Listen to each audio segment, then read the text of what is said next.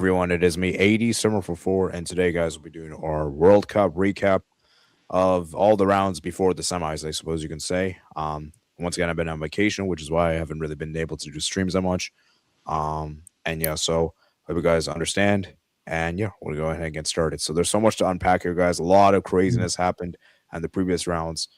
Big teams getting eliminated and all that stuff. So before we even get started, man, how do you guys feel about the knockout stage just before the semis? Do you guys think it's been good? It's been mid? It's been average? How would you guys say? Um, it's been mixed because there has been games who are good, and then there's games that have been one-sided. Like it's been very close. Like, but generally, I liked some of the games, but not every game. But So you would say it's been average, right? yeah, Is that what you're saying? yeah. Until basically um, the quarterfinals, it's been fun. Like even though it's been like 2-1, like 2-1, three.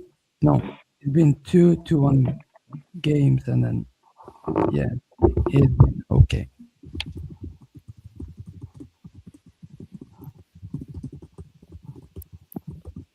All right. How about you, Ten? How do you feel? Considering that at least me and Mats as a team still in the competition, it's been good, I would say, unlike you two. But I would say it just if you want to just look from a neutral point of view, it's been all right.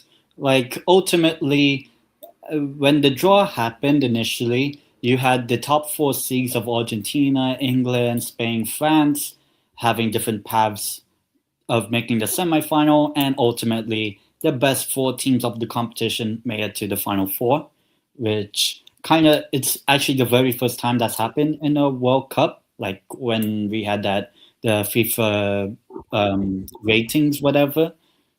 So in a way, it's a bit underwhelming that we didn't even have like a underdog team. I mean, the closest we had is Norway, eh? Switzerland. Or Morocco or Switzerland, eh?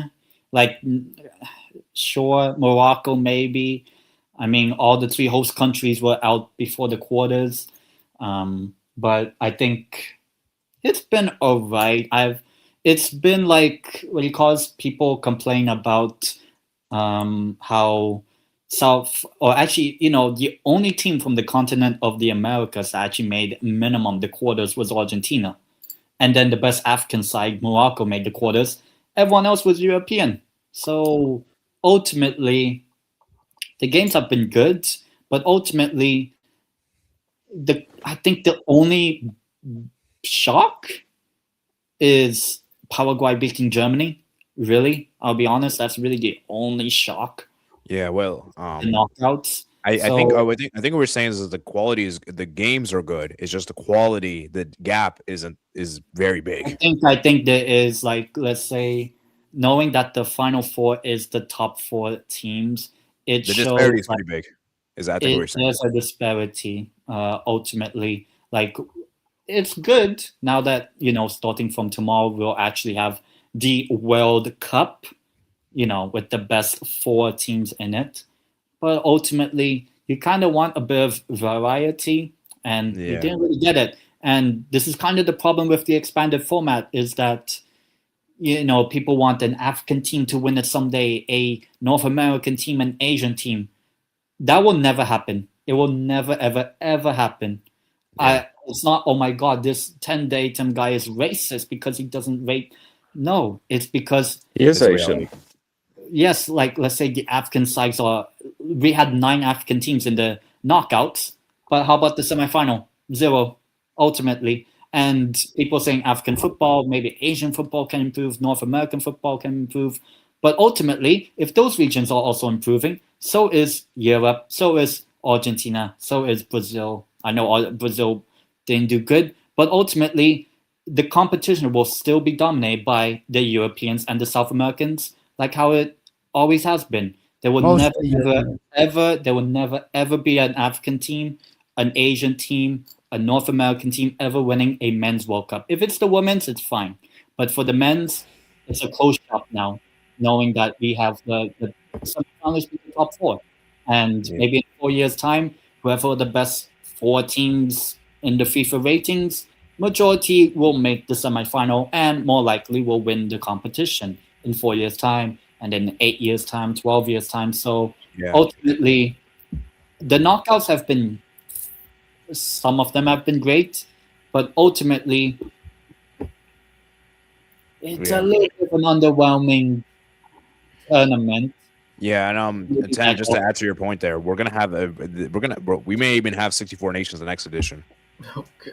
I don't That's mind that. I don't mind that. I mean, staying up at 2 in the morning to watch Bangladesh against Sweden will be Nigeria. fun. Only thing it's gonna change is it's gonna have 4 more groups. We're still gonna jump straight to a round of 32, but they're not Yeah. gonna do the third place team stuff. Yeah. And ultimately, the majority of the teams making it to the knockouts are, well, probably the African sides, the three hosts of this tournament, most likely, Europe, South America, and then maybe just a handful of Asian teams, 2, 3 if you're lucky. Yeah. And then from there, the European, South American sides, maybe 1 or 2 African sides dominate, and ultimately I agree with I agree with Tanner. I'm going to let you two speak about it. Let me just say this real quick before I let you Arman and Mats go.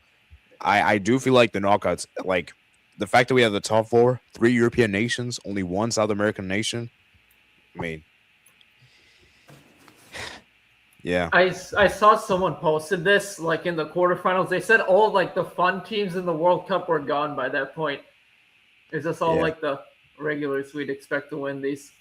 Yeah, actually, I'm 10. Do you have anything more to add, or we can move to that? I mean, it's nice that we had some bit of underdog European sides in it, like Belgium, Norway, Switzerland. But come on, it was seeing them make the knockouts. I know Norway is a good story, Switzerland's a good story. Yeah, Belgium, we'll get to them. So ultimately, I mean, if people want the World Cup to begin, it begins tomorrow when the best 4 teams have finally will get to play each other. Yeah, let's go to Arman, man. How do you feel, man? Do you agree with Tenedine's points? I know you joined a little late, but we were just discussing how you generally feel about this knockout stage. Do you think it's been very top heavy, that kind of stuff, and how you generally feel? Because I kind of feel underwhelmed, to be honest with you.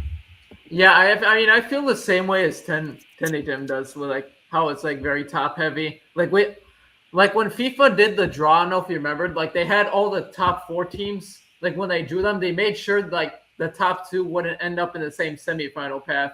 Yeah. And I was like thinking, oh, maybe it could be possible one of these teams miss out, but at the end, all 4 of them ended up making it. But apart from that, like the round of 32 was still kind of interesting, and the round of 16 wasn't bad. But I mean, the quarterfinals was just like a lot of the teams we expected to be there. And Yeah. All right, Matt, round us off before we get to the individual rounds. Well, reflecting on the knockout bracket, we had some good games, we had some mid games. Only 2 upsets. 10 mentioned Germany versus Paraguay, and even Paraguay in both of their knockout games weren't good to watch. And then the other upset that definitely deserves a mention is Brazil versus Norway. What a staple that was. I'm sure we'll get into the specifics of that later, but that's been one of the highlights of this knockout bracket. I would have liked to have seen one, barring Mexico, I would have liked to have seen one host nation get to the quarterfinals. That I think it would have at least been a bit better if we saw one of those host nations go on a deep run. Had some games that could have go either way, but either straightforward or not so surprising for the most part. And when it comes to the 4 teams making the semifinals, if there's not going to be the underdog, then I think the best alternative, or even just as good, is to have the best 4 teams at the semifinals, 2 Clash of the Titans. And I'd certainly rather have that than, say, a good team that's not going to win that's outside of the top 5. not so much. But yeah, I think I'll just say on the in England's point interview, I've been I've had some happy moments. Yeah, I think getting to it. That's actually an interesting point Matt's bring up because we look at the last World Cup semifinals. Let's be real, both the favorites were like the underdogs. As good as it was to see the underdogs, they did get demolished in the semis. Yeah, I mean, I do agree. If we're not going to get some underdog making it to the semifinal, which we could have had, then the best alternative is you have the best four. And when you think about it, maybe that's how the most deserved winner should be. Yeah.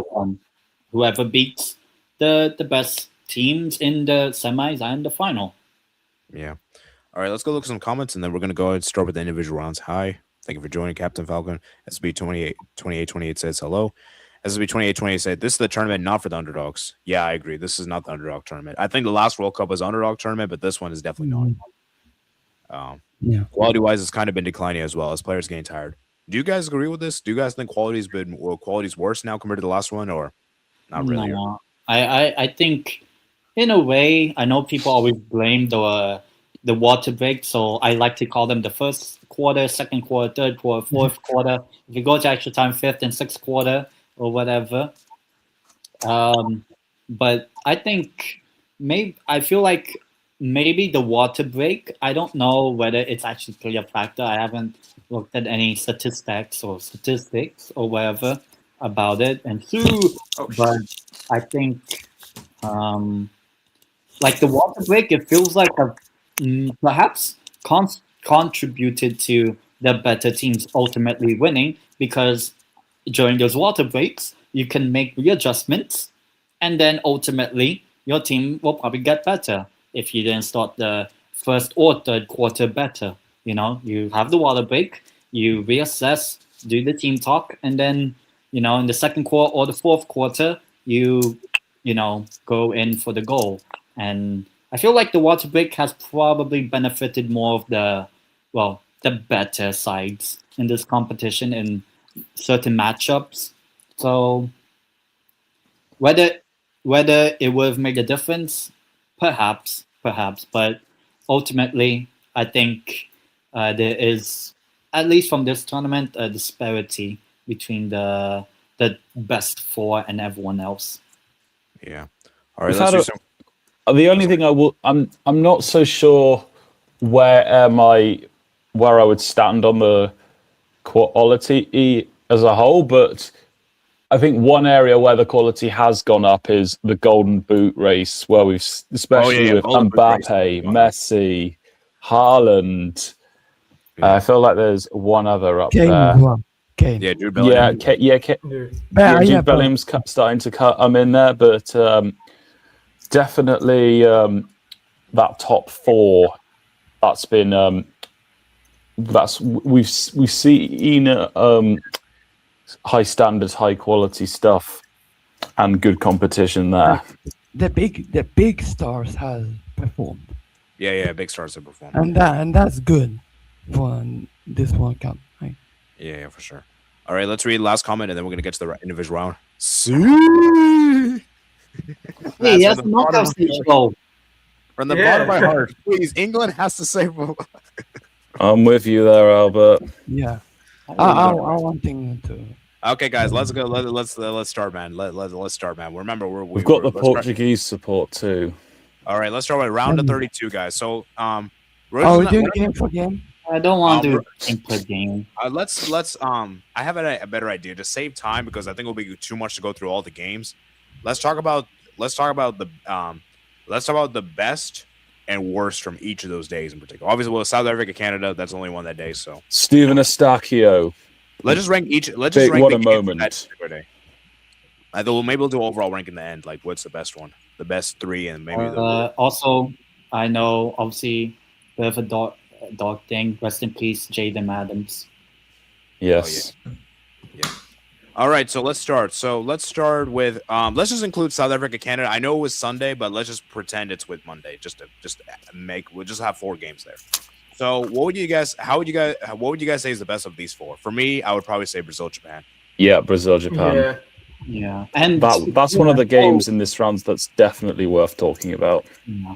I think, okay, Canada, congrats on getting your first knockout stage win. Congrats for South Africa making it even this point of the competition. But Brazil, Japan, what a surprise. What a surprise. Oh my God, Japan lose a knockout stage game when the tournament actually mattered. What a shock. Yeah, actually, I want to let's dive into Japan a bit more. Would you guys say because for me this is definitely a failure for Japan. 100%. Yeah.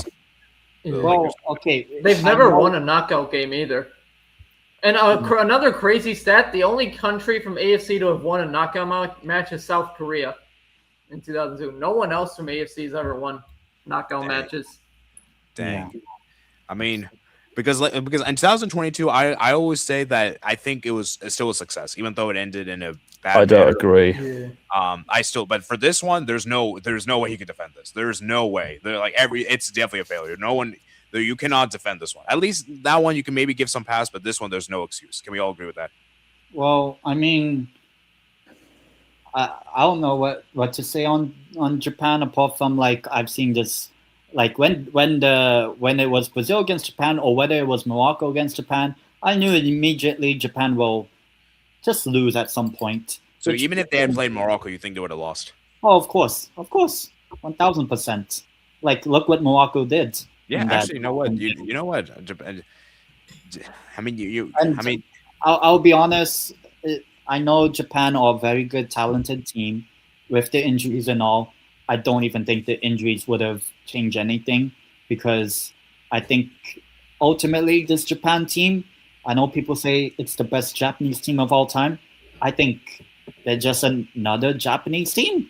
I don't think they're as good as the team that had Shinji Kagawa, Keisuke Honda, Kawashima. I don't think this team has the mentality because this Japanese team hasn't won an Asian Cup, which will be by then 16 years. They have still not won a knockout stage game.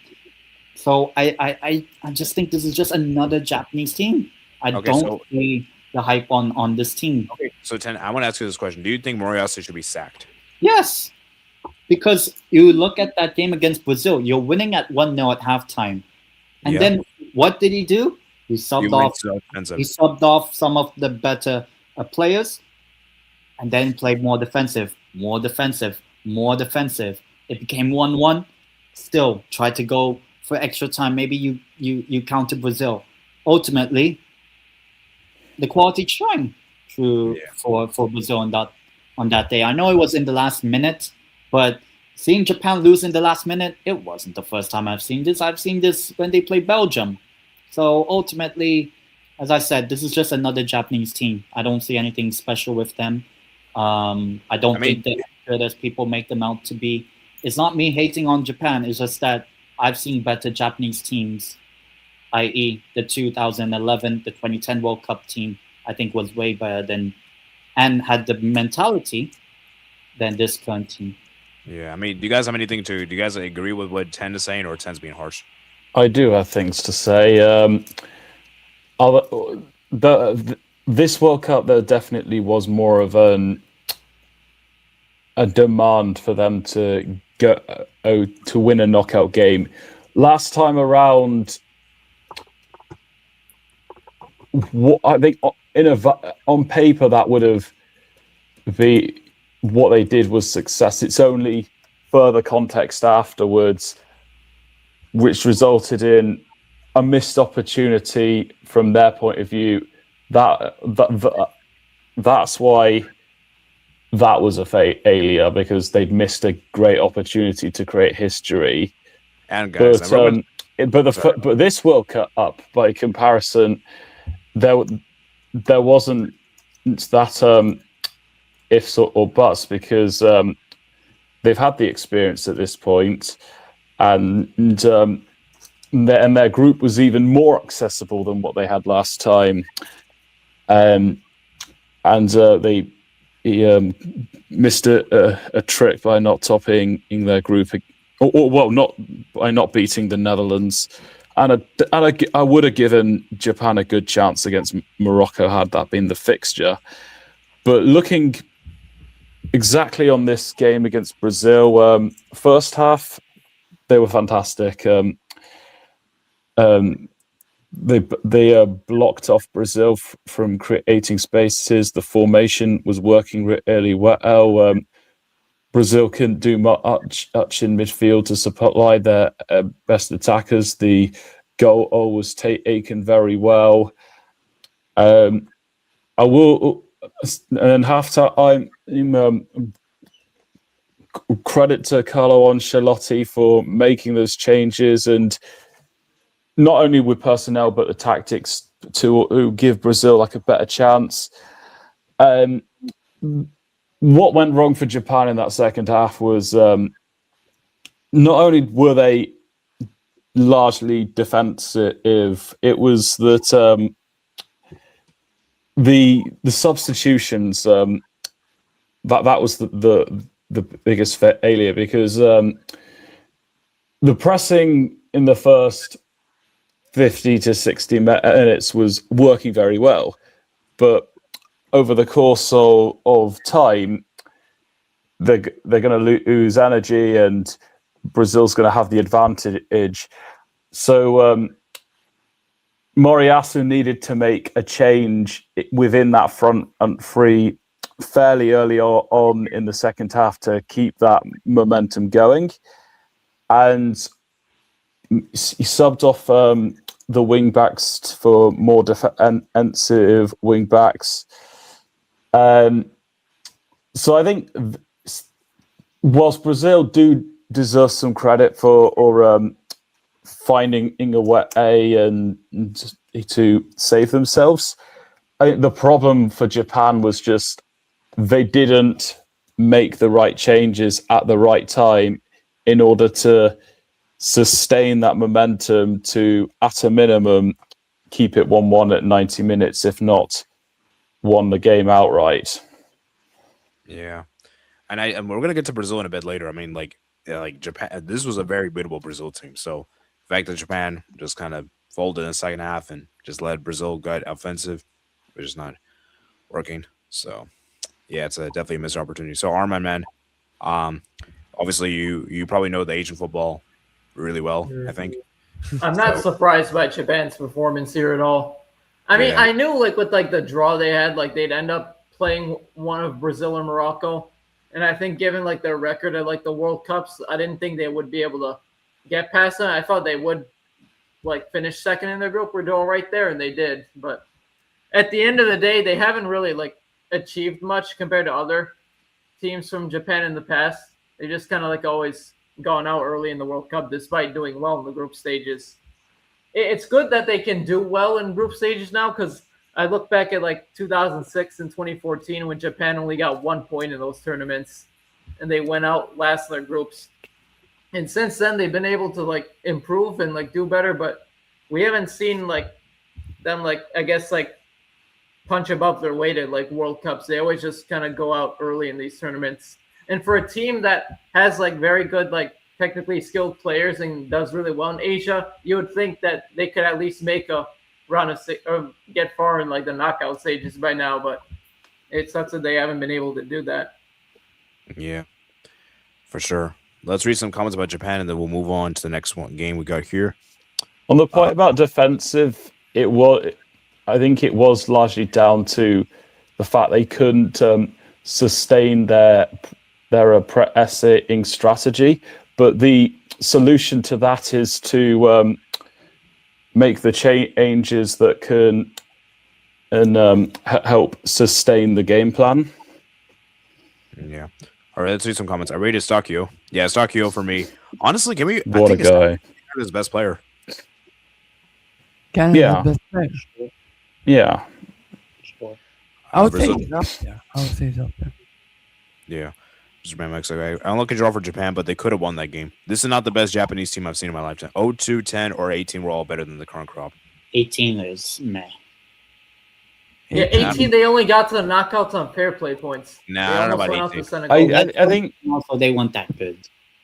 well, 2018 that they had players that were kind of coming to the end of their top international career. Honda being a prime example. Good enough to get to the knockouts, but not the best of these Japanese teams. So are we all saying that best Japan team is 2010? Yeah. Maybe, because that's like the team that won the Asian Cup a few months after that World Cup. Yeah. And I think Mitoma being injured, that hurt. Oh yeah. He's a big attacker. And that 2010 team didn't lose their knockout game. They lost on penalties. So technically, in like 90 minutes, they didn't lose. Yeah, that's true. Although they didn't lose to Croatia either in 22. But yeah, Patrick was fan said, "Hey guys, so I think Canada will actually better than South Africa on paper." Oh yeah, that's pretty obvious. Yeah, South Africa didn't do much. Yeah, Canada were there even though they played. Yeah, do you think they need a European coach for Japan? Well, the last time they had a European coach, I may be mistaken, was Zaccheroni. And what year was that? And they got grouped on 1 point. So he was the one that won them the Asian Cup. Oh wait, but after him, they had the Bosnian Vahid. Yeah, Halahosic. And then I think he got sacked before the World Cup because he was like fighting with like Honda. So I know Japan had a Japanese manager in 2010. I don't think they need a European coach. I just think they got to get someone else from Japan. I think what they need is to actually have some sort of maybe a European assistant coach. I think they need a mentality. I don't know if it would matter that much, honestly. Do you think Ronaldo? Do you think Ronaldo would be a good fit for Japan? No, they're cooked. They're cooked. I don't know, to be honest, but I'd be willing to see it. No, Renaud isn't what they need. I don't think it's more of a coaching problem. I think it's more of a mentality problem. Yeah. Does Renaud give that mentality? Sure, but Renaud doesn't have the tactics. And we saw that with how Saudi Arabia got knocked out in the last World Cup in 22. We saw how poor Tunisia were, regardless of changing manager and bringing him in. So I think ultimately, for Japan, it's a mentality issue, and they'll have more pressure with the Asian Cup coming, which we'll talk about when that time comes. Yeah, that's for sure. Plus, Brazil did well against Japan, Morocco, Norway, France, Mexico, England. I'm not sure about that, but okay. Hey, didn't play against all those teams. Okay, we're gonna get to that in a bit. But I miss Honda, Kagawa, and Nagatomo. Respect Japan. Yeah, I mean we know Japan's a good team. And I think we can all agree Japan is the best team in Asia. Yeah. Being the best in Asia and the furthest the thing Asia. Is the best team in Asia. They should you would think they should be in the round of 16 at least. I think they should be winning Asian Cups as well. Yeah. Which they haven't. So they haven't actually proven anything. Is Omar from HH just Hangout? No, I haven't been there at all. Yeah, I don't think. Yeah, I've only been here. Yeah, I think I've seen you live, but I don't think I've seen you join the stream. I've only been like the chats there occasionally. Yeah.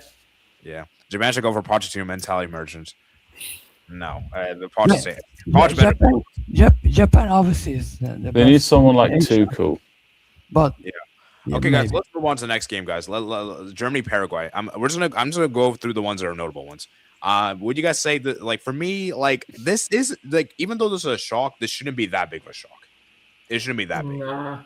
Paraguay, a good defense. If this was like the Germany team not against from the United States, 2000s to mid 2010s, it would be a shock. But I wouldn't say this is anymore. I think if you're casual, it's a shock.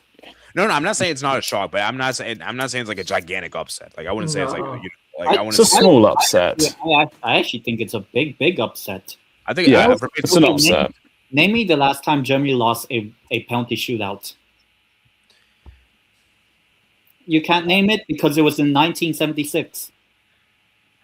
But the thing is, nobody was born. But the thing is, Germany have not been good in the World Cups recently. But so still, it's you would at least expect Germany to win this knockout game, and losing to France would be expectable.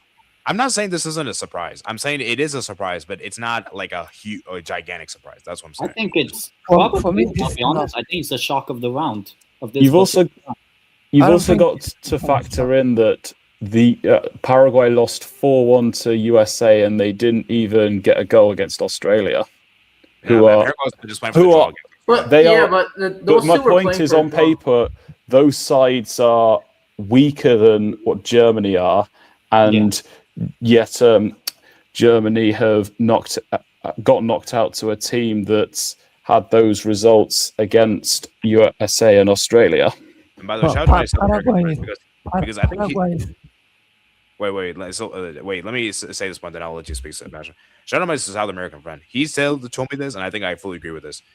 If you want to beat Paraguay, you got to score first. If you let Paraguay score first, it's going to be very difficult to get back. And Paraguay going to defend for the lives. And that's why USA beat them so easily, because we scored first. Paraguay crumbled. And that's why Turkey couldn't beat them.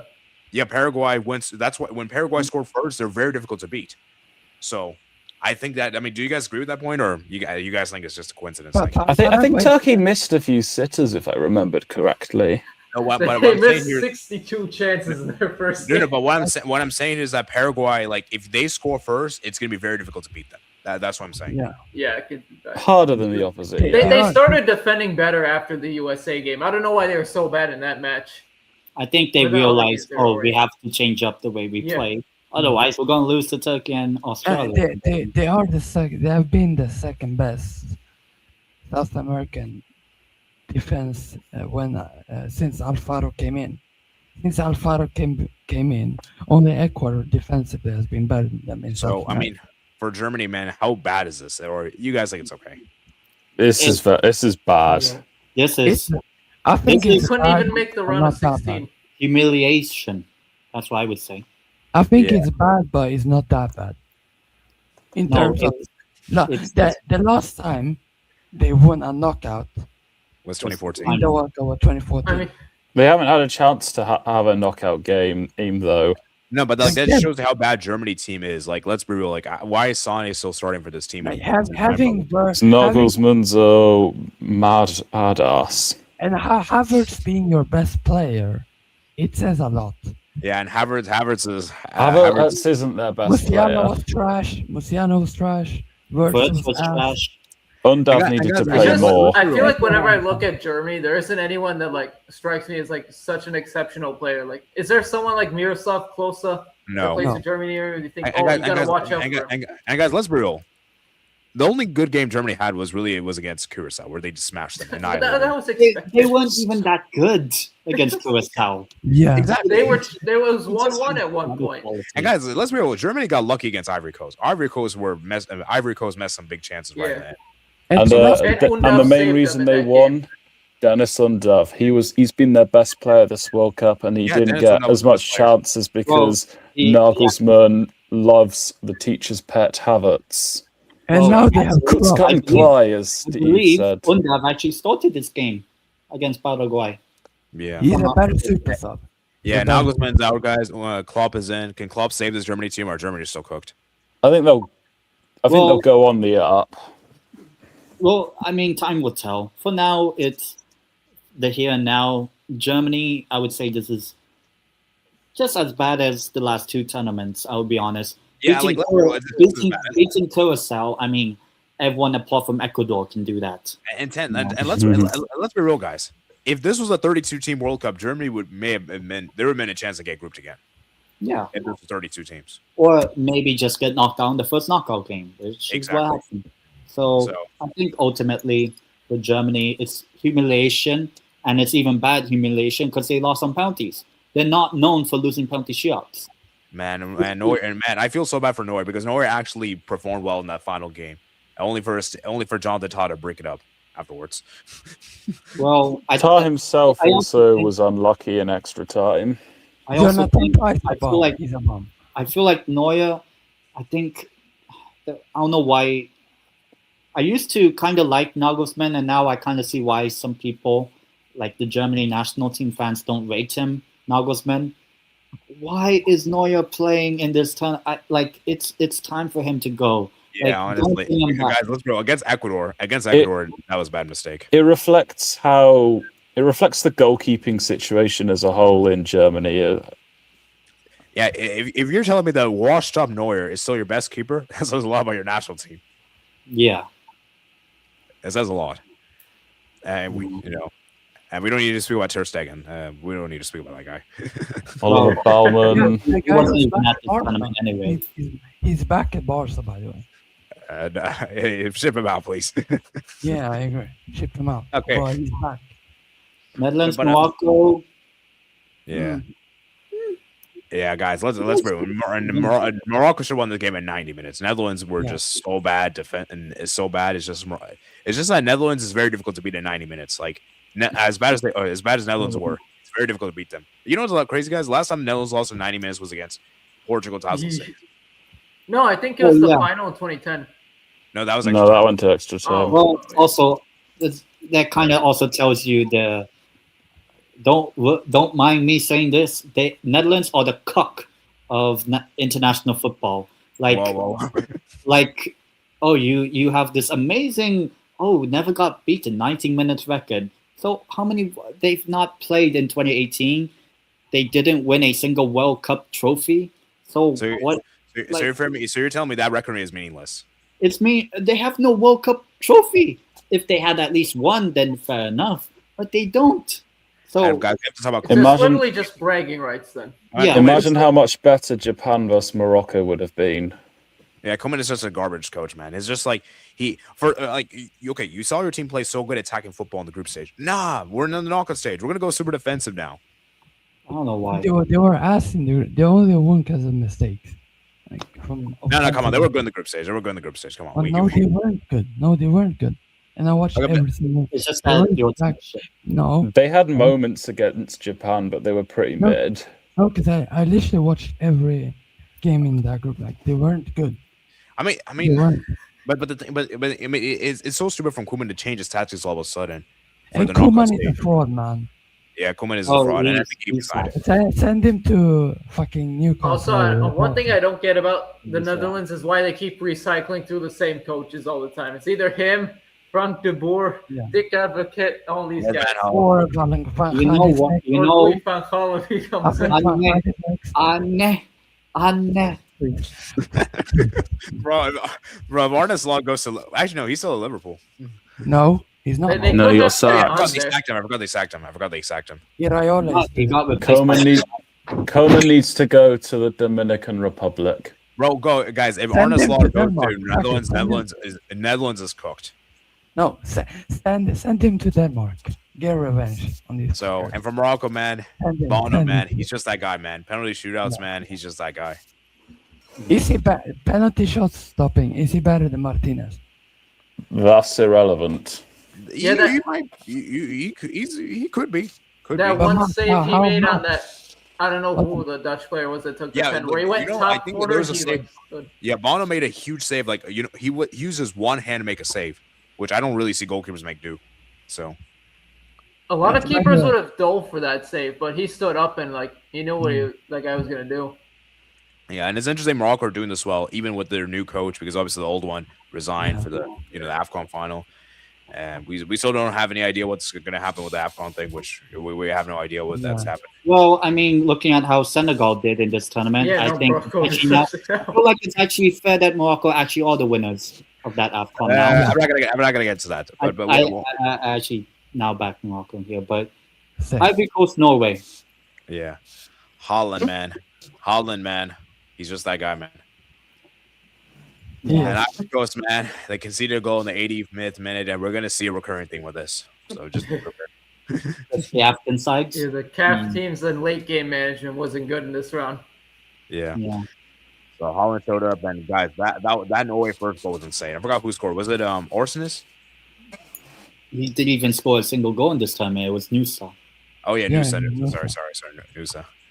Yeah, the France obliterated Sweden. Sebastian, I think it's only right you go first. The fact that we could have played either Brazil or Morocco is crazy. Like we could have played Brazil. We just had to beat Japan, but Now we have to play France, which we lost fairly. I think the first of though we defended well Yeah, first half was good. until that stupid goal that you leave Gyökeres 1-on-1 against Mbappe. Like, why are you leaving our best goal scorer with Mbappe and defending him? Yeah, that was crazy. I was looking. I was like, why the heck is Gokers trying to man mark Mbappe? I literally got pissed off. Like I was like, oh my jeez. Why? Like, Yeah, and then and the performance was disgusting. Like I know people. I've been seeing people say this performance of Sweden were actually good, but it was offensively. I think Sweden played well until France scored the first goal. No, I we think literally did nothing. We did nothing. Sweden did absolutely nothing. It was No, just I mean like they were good defensively. no, they weren't. You see how many like you see what you call it? At least it had a bicycle kick, acrobatic kick, or whatever. Yeah, actually, to be fair, they made it. And then there was another chance by Rabiot, and then there was this chance from Mbappe. It was just Actually, that's true. it didn't go in disgusting. until the actual goal. Well, And at least Sweden gave up a decent fight. no, they didn't. They No, even we didn't, and that's why I'm disappointed. Totally. yeah. Because I we think- didn't even give a fight. If we gave a fight, lost 2-1 or something, fine. Even 3-0 still, yeah. But Yeah. now, just because of the performance, we did not. This World Cup was a failure. I would still think it's okay. I think I don't want to hear. I don't want to hear. Oh, it's France. No, but it's a failure. it's average. I would say it's average. No, I think it's not, it's it's a fair. very. I would say fortunate you're actually in this tournament, and then You had a really bad Tunisia team in your group. yeah, and even and then also, we can't perform. The way we have been performing is not acceptable at all. maybe you're just not Like good. we only had two. Probably the best game was Japan, and we should have won that game. Yeah. Sweden actually played good against Japan. Like if we beat Japan, we would have played Brazil, which was Which you probably team I still wanted lose to play. anyway. No, we would have beaten them. No, because you would have had Gyökeres mocking Vinny. I mean, I guess we'll never know, but I think we can agree that Sweden would definitely fancy the chances more against Brazil than Morocco or than France. Yeah. I think ultimately If, Sweden. if we would have beaten France, that would have been crazy. Oh yeah, I'd have been all in on that. I don't know what. Then I would have thanked the Norway, but instead I would say "F you Norway." So All right, okay, guys. Okay, let's move on over to the next one. We got, The only thing I'll say on that the only other thing I'll say on that France-Sweden game is, within the first half, Isak had 2 chances, and based on the situation that he was in, I thought if Gyökeres or Elanga had those chances, Sweden might have scored, no, just because their quality's better. If we scored one of those, I think France would have been shaking up into a point where I don't know what they would have done. Isak's just not as prolific as Gyökeres. Yeah. All right, guys. Let's move on over to the next one. Let's read some comments first, and then we're gonna get to the next one. Where are we? Japan should go per. Okay, I already read that. If this was a 32 World Cup, Japan's around a 16 team. Okay. Yeah. But probably.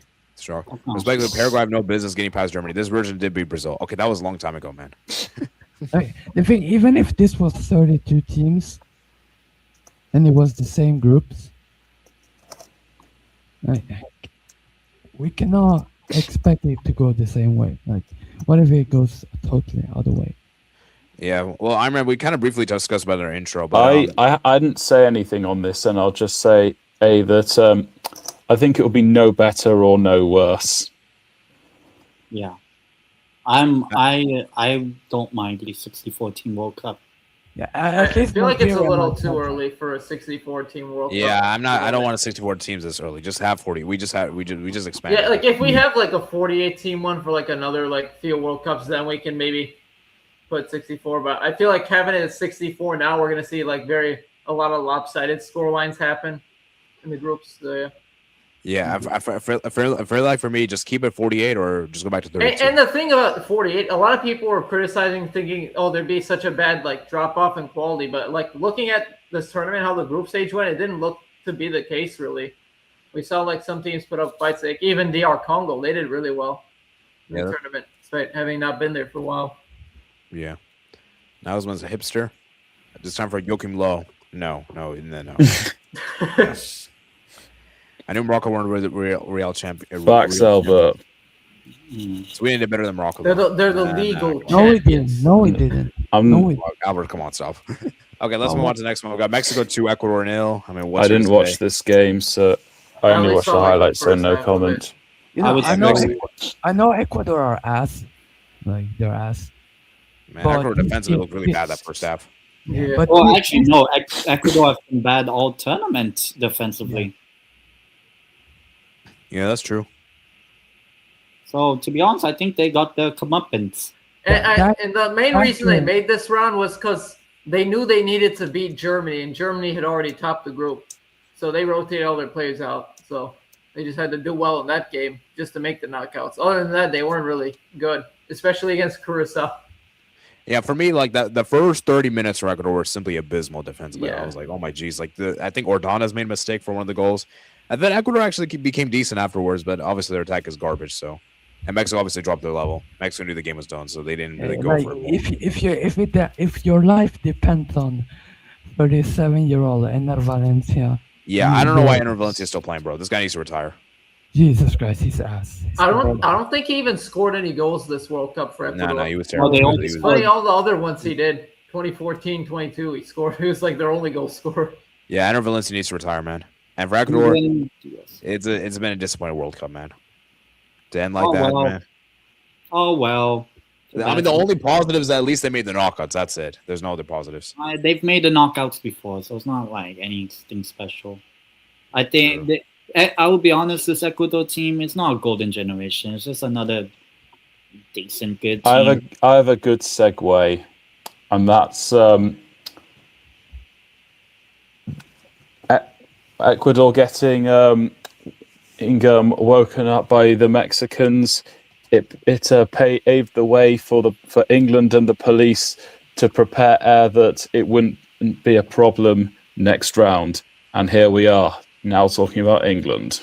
Okay, yeah, Matt, it takes understatement, man. How are you feeling when DR Congo scored first? Well, it was a bad start, and England looked dysfunctional for whatever reason. And definitely that first quarter, it highlighted why having a Harry Maguire was necessary. And yes, there's a Dan Burn and there's a John Stones, but Harry Maguire's the best of both worlds. Even in March, when I saw Gahey and Konsa play together, I didn't think that was a good partnership because against Japan, for example, the pacing in just it was too slow from them, and having Maguire has better mobility, and also he has that he has more leadership and the organisation that England and backline didn't have, because there's certainly the fullbacks were inexperienced at this stage of a major competition, but later in the first half, England did grow into the game. Jude Bellingham had some headers, and in the second half, England were still up against it. But the fact that Harry Kane hadn't had any proper chances, I thought the fact that this hasn't happened yet, actually, he makes me pretty confident that if Kane gets a chance, he'll score, and he did that twice out in 3 shots. The third shot coming after his second goal. It's definitely. This is the first time I'd seen Anthony Gordon have like a very good performance in a game against a team that's better than Republic of Ireland on an international level. But that substitution was brilliant, and he managed to assist the winning goal too. So it was a bad start, but there was some progression to end this first half, second half, and certainly the substitutions helped. And having Harry Kane be as great as he is, or he certainly that second goal, for example, he barely needed to look where he was shooting because he's used to doing that at for Bayern Munich.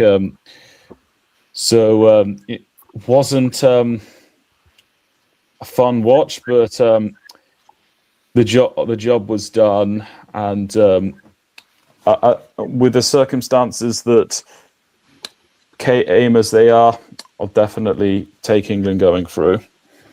Yeah, shout out to England, man, for doing the comeback, and Harry Kane, man, showing up. And I think it's the first time. Wait, I'm trying to remember, when was the last time England do a comeback at the World Cup? I think It's been a long time. I think I've seen. and you're talking in the knockouts, right? Yeah, obviously. And actually, I mean, I guess group stage can count too, but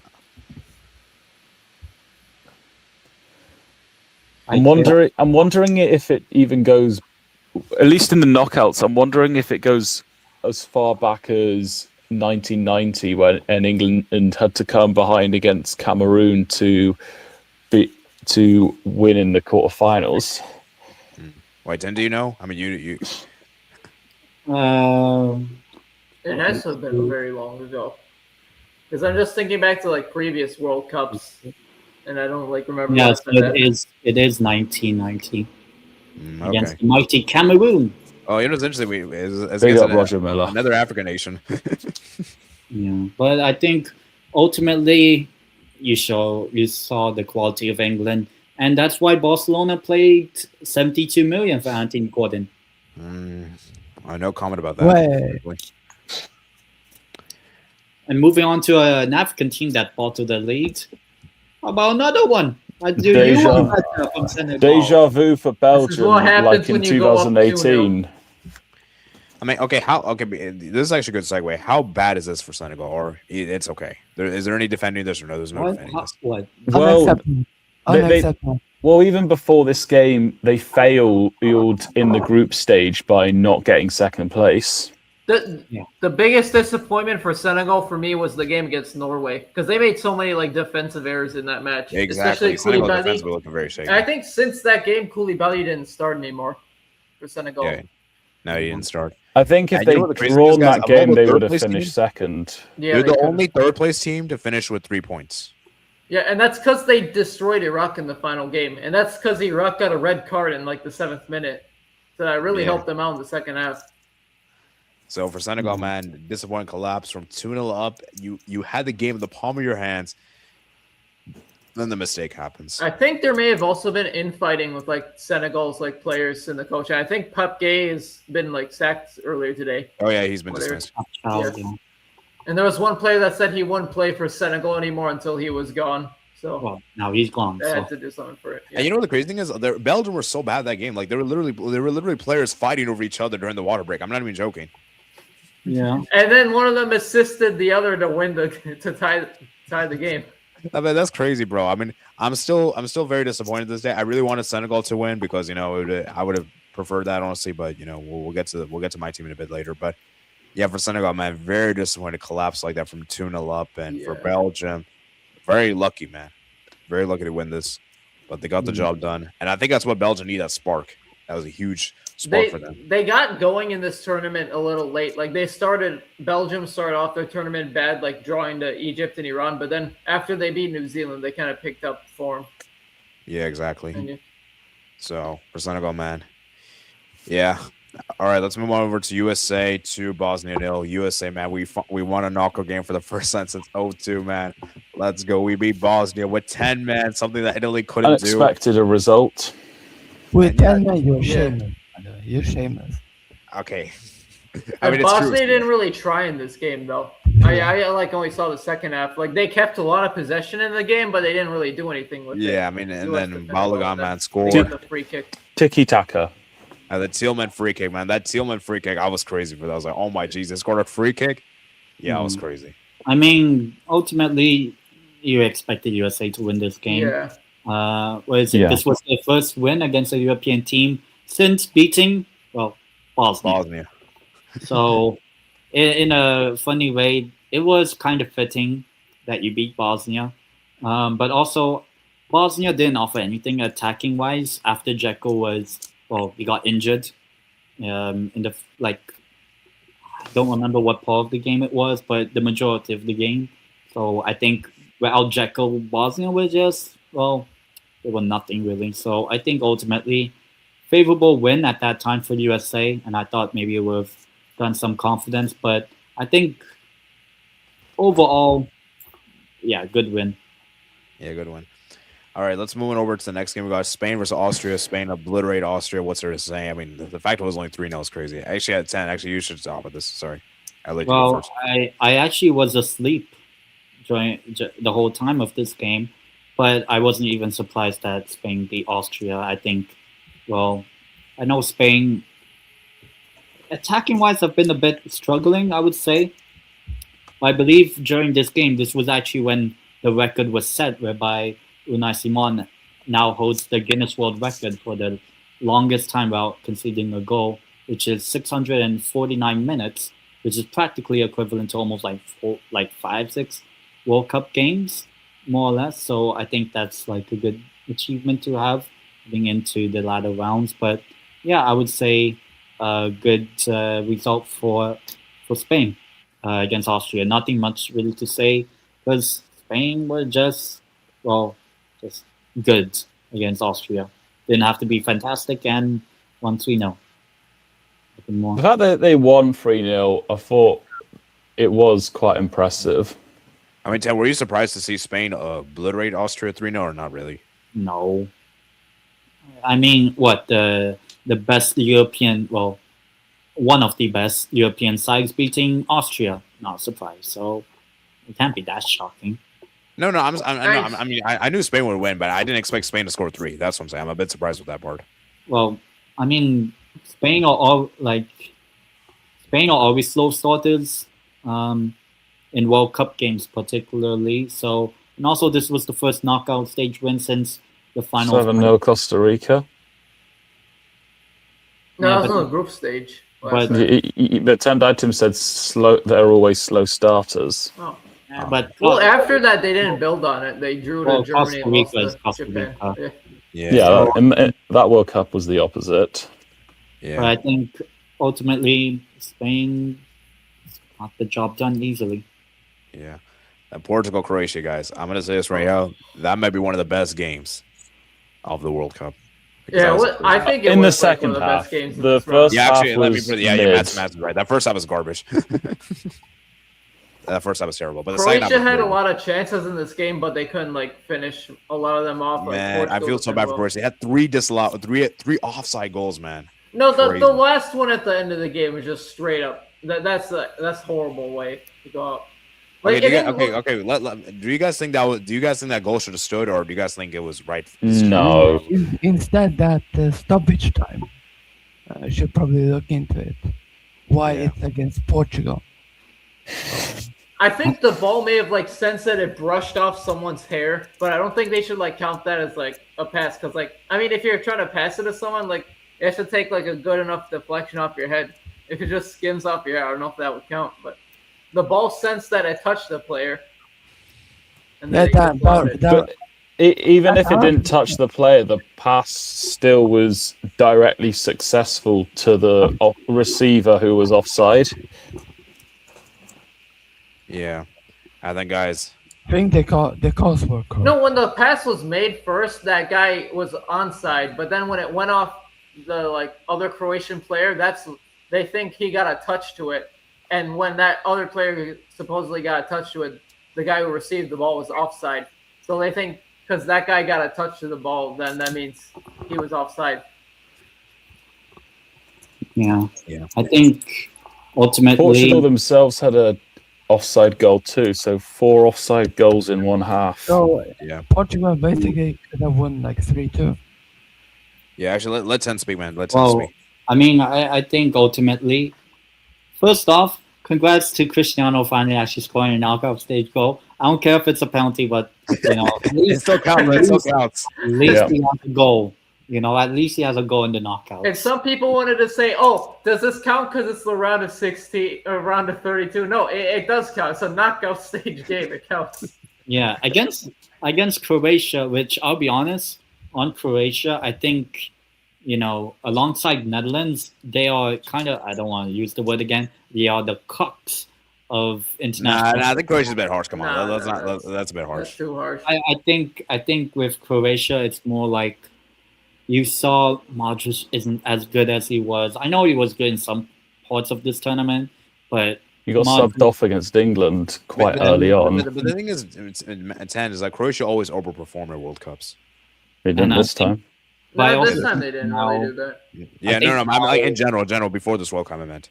Yeah, Like, in but I general. think overall, like because Perisic, Modric, Kovacic, you know, I think now it's time to move on from that Yeah, 2018 it's over. generation. Now that Zlatko Dalic is gone and they brought on Slaven Bilic earlier Oh, today. is it really?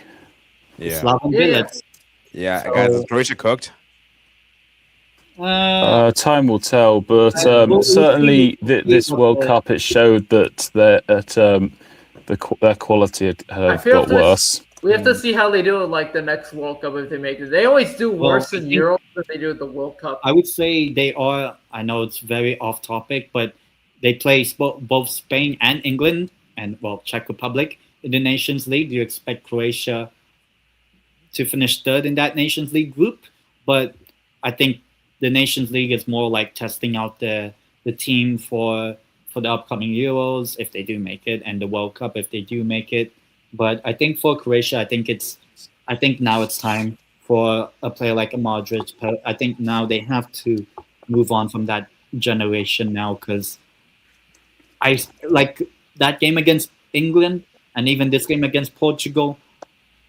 It was more of the fresher legs, the younger players. I know Cristiano is older than everyone on that Croatia team, but I still think I feel like Croatia, I think it's time to move on from that group now that Dalic is gone as well. I think VAR did its job in this game. Also, in regards to Ronaldo, they all count, even if it's a deflection off a testicle. And Oh my that goodness. offside goal, obviously, I don't think it was offside in my opinion, but that was a beautiful goal by Ronaldo. Oh yeah. Portugal. I mean, the performance weren't that great. Like the midfield has been trash. Like yes, Joao never scored that goal in the first game. He has been underwhelming.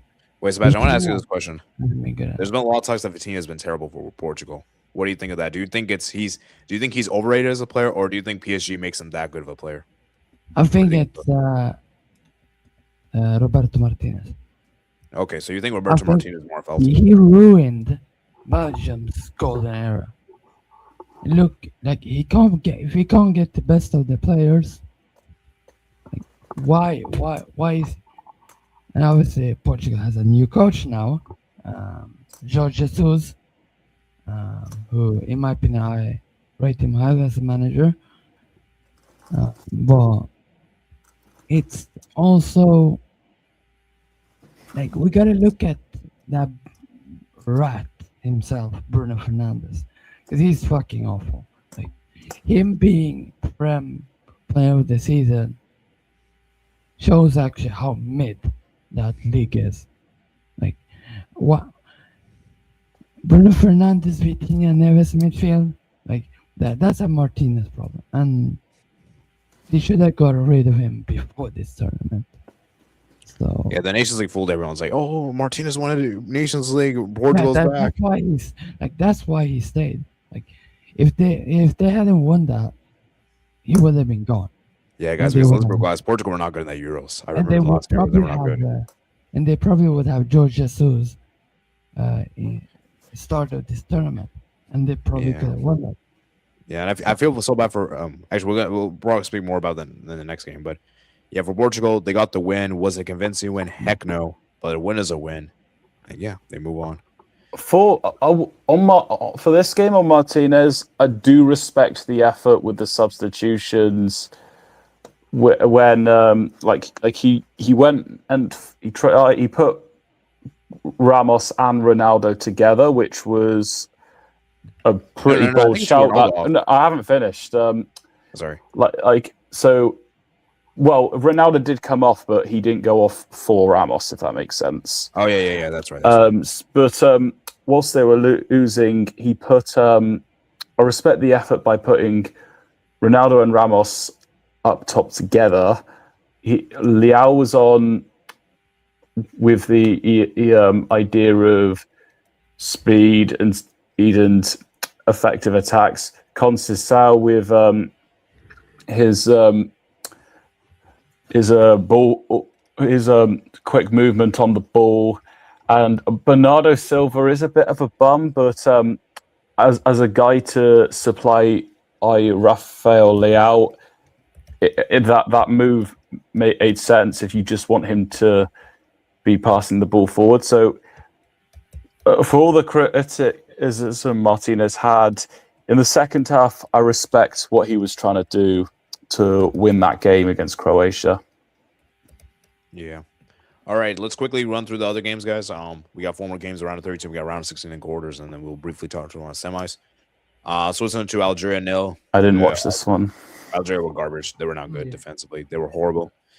And Switzerland were great, so not really much to say there.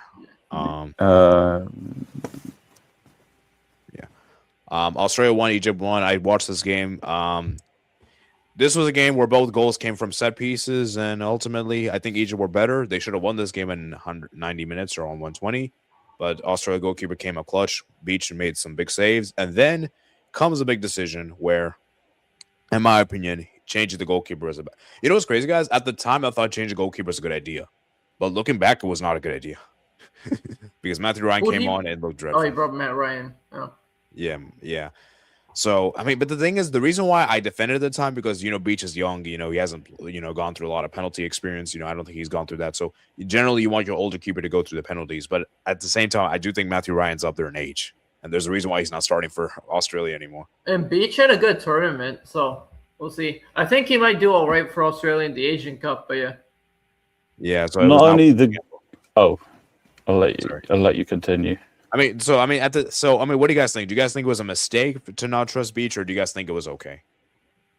I can see both sides of the argument, but what I'll also say is another downfall to that penalty shootout was they sent a teenage. Well, maybe that this player wanted to take one, but I think. They should have reviewed the options more, or when he was taken. But a teenage defender stepped up for the 4th penalty. I mean, that was a blunder. Like I can't hear you. Like if he scored, that would have been genius. But even before he stepped up, there were people had their doubts. Yeah. You don't want your young players to score and take penalties. I don't know why he's a teams defender doing this, too. putting their youngest players to do it. Like England did this in Euro 2021. At least Saka was an attacker. Yeah, and then we saw Brazil did this with Rodrigo. I think Germany did it too against Paraguay. Yeah, I think Brazil did with Rodrigo as well. Yeah, at least those guys are attackers. Yeah. But by contrast, Harrington, I think his name, he's a defender. So what sense does that make? Yeah, so Australia have never won. Yeah, Australia have never won a World Cup knockout game. So this is only their 3rd knockout match too. So yeah. Yeah, and Egypt, man, made They history. have kept it close in the knockout games they played, though. Yeah, that's Especially true. against Argentina last time, but yeah. Yeah, Argentina versus actually, you know what? Albert is kind of right there. Maybe they should take their kangaroo keeper. Redman, was he on the bench? I don't know if Red. I don't think he was in the squad. All right, let me go check. Oh, he wasn't. Wow. No, I don't think he was They called just up. brought him on Otherwise, so they could knock Peru out of the World Cup. Man. Yeah, Redman. Honestly, Albert is right though. Why did Redman not get selected? I think he could have been a good use. But it is what it is. So, yeah. All right, moving on. We have Argentina 3, Cape Verde 2. That And was a what really a good game game. this was. Oh, wow. I didn't It expect was this from massive Cape Verde. respect to And it's Cape funny, Verde. the only teams Cape Verde scored against were CONMEBOL teams. Uruguay and Argentina. Yeah, Cape Verde, man. What an effort, man. And guys, that second goal, man, that Oh Cape my Verde God. scored. Oh, wow. Oh, yeah. Wow. Yeah. Bravo. And I Yeah, think he's a defender. If I'm not mistaken. yeah, that's back. Yeah, he's A a goal. left back. A goal So- of the tournament contender. Yeah. Perfect placement on that shot, too. As well. Bro, I think this guy plays in Turkey. Yeah, trust. He just moved there. So Wow. 23 years old, man. Wow. and Vocinian and goal, very good. Yeah, keeper. Vozinha, man. What an insane performance, man. 40 years Yeah. old, man. And Argentina, man, they won the game 3-2. Messi came up big with a goal there. Martinez with the equalizer there. And then and then own goal there. So I think Argentina, I think they were in this game a bit favored of the goalkeeper, not by the Yeah. ref. So I think they have been favored by the referee this game. But I think this game was clean. I don't think there was any controversial decisions. Nah, This game. not this match. I mean the foul, like every time you touch an Argentinian player, it's not a foul. Like I think the next match they play is more controversial, but this one I think it was. Yeah. Well, or even it was In- controversial, but it wasn't that. in multiple games Argentina have played in, the referees they've been too lenient than usual to not give them yellow cards in normal situations. Mm. Yeah, maybe. But yeah, Argentina got the win, man. They got the win, and man, if they had got knocked out, man, that would have been crazy. But obviously, they didn't. And pulled The an extra internet time. would have broken. Yeah. Good. And then Colombia versus Ghana, man. I mean, Ghana did absolutely jack crap. I mean, I know the game may seem like it was close. It was not close. Colombia just couldn't finish. And the Ghana No, goalkeeper, Ziggy, was incredible. This game got me thinking. Yeah, Colombia is overhyped. So, yeah. All right, we're going to move on over to I round want to 16. shout out that Albert moment in 2024 on your Best Africa 11 stream, where, as a joke, for best goalkeeper, he suggested Lawrence Ziggy. Okay, I mean, to be fair, he was good for Ghana this tournament. I'll be real, but obviously he's not the best of all time, obviously. But yeah, okay, let's move to the round of 16, guys. Let's just quickly go through this, guys. We got Canada versus Morocco. Man, Canada actually played well the first half, but then the second half, I think the scoreline kind of deceives people into thinking, oh, maybe Canada was just like dominating the game, but they had a lot of chances. No, but it's they just that- couldn't find anyone to like. yeah. It's just that There you Morocco go. were clinical. Yeah, That's the difference. like Canada had way more chances just looking at like the statistics, but Morocco just had fewer, and they were able to like score off of those, and that's what matters at the end. Yeah. Then Paraguay 0, France 1. Oh my jeez, I don't want to speak about this game. This game was garbage. This game was horrendous to watch. Paraguay Yeah, were literally yeah. fouling for the sake of Just gonna fouling. defend. I'm glad I missed the first half. And the fact the only goal is from a penalty kind of says it all about this match. Your audio's gone, AD. Yeah, Paraguay is more interested in making fouls than actually playing the game. They're dirty, man. They're dirty team. Yeah, Terrorist Paraguay, man. football. Yeah, it was terrible to watch. Dirty You know what team. was crazy? They didn't get a had- yellow card.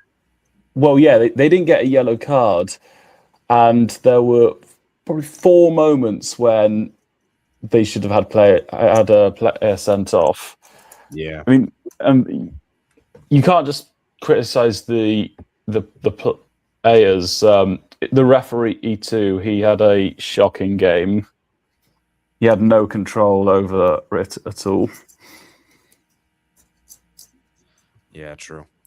And yeah, this was an awful game to watch. And yeah, I mean, you know what's crazy? Like, it was so bad that even people were actually rooting for Paraguay to suck. You know, because generally a lot of people like the underdogs to do well, but this is one of the rare times where everyone is rooting against Paraguay. That's how you know you're bad.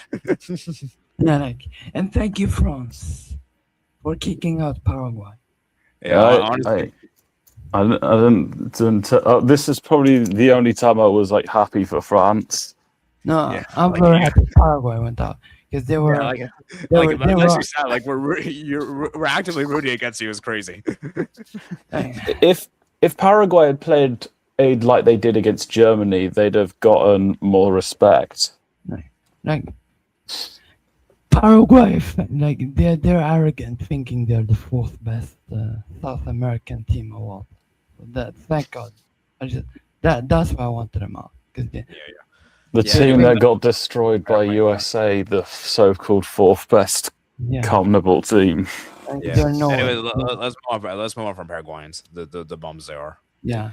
So let's guys. I still can't believe this. I'm still like I know it's been. I know it happened last week, but I'm still kind of utter shock that Brazil lost. As a whole, what a day this was. Yeah, both games. You know, Norway's never lost to Brazil in any games they play too, and they kept that trend going here. Yeah, and people are saying like, oh, it's just meaningless. It means nothing. It means jack crap. Like, this is not the same Brazil. Yeah. Like they're shit. Like, sorry, Brazil is shit.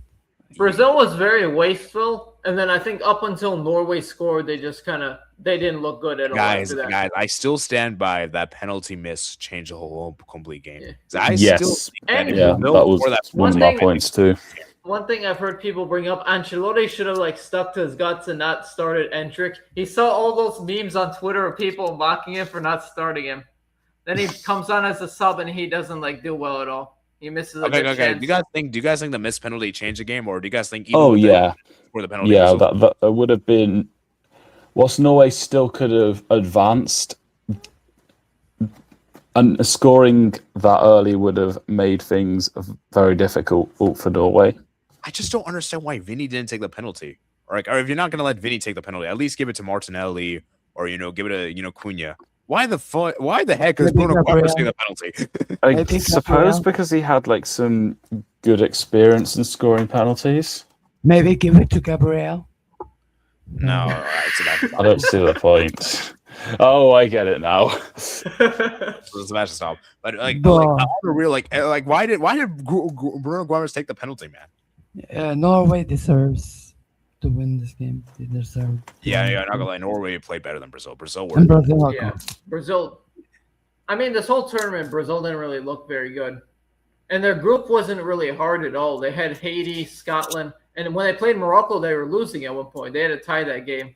Yeah, and then against Japan, they only won it late on, but they could have lost that game. Japan pretty much surrendered. So Brazil could have. Yeah, they weren't far off of potentially losing to Japan.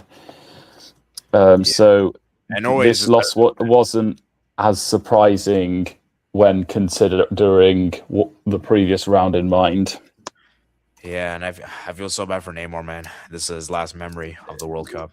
He officially retired from international football, and it's a shame because he has no accolades with Brazil, no Copa America. He hasn't retired yet. And I'm glad his last contribution was putting the ball in the back of the net. I mean, let's be real. That was a shameless pen, but whatever. I don't think Neymar is done yet. No, he's not international. He's not international. Brazil loses to a European nation. Wait. So what do you mean? Sorry, Sebastian. What do you mean by that? So I saw. So he commented on basically on a AI video of him having. He went to his younger self, and then his younger self said, "What did you accomplish? Did you accomplish the trophy. You want it. And then he said he tried and tried, and he didn't get the World Cup trophy.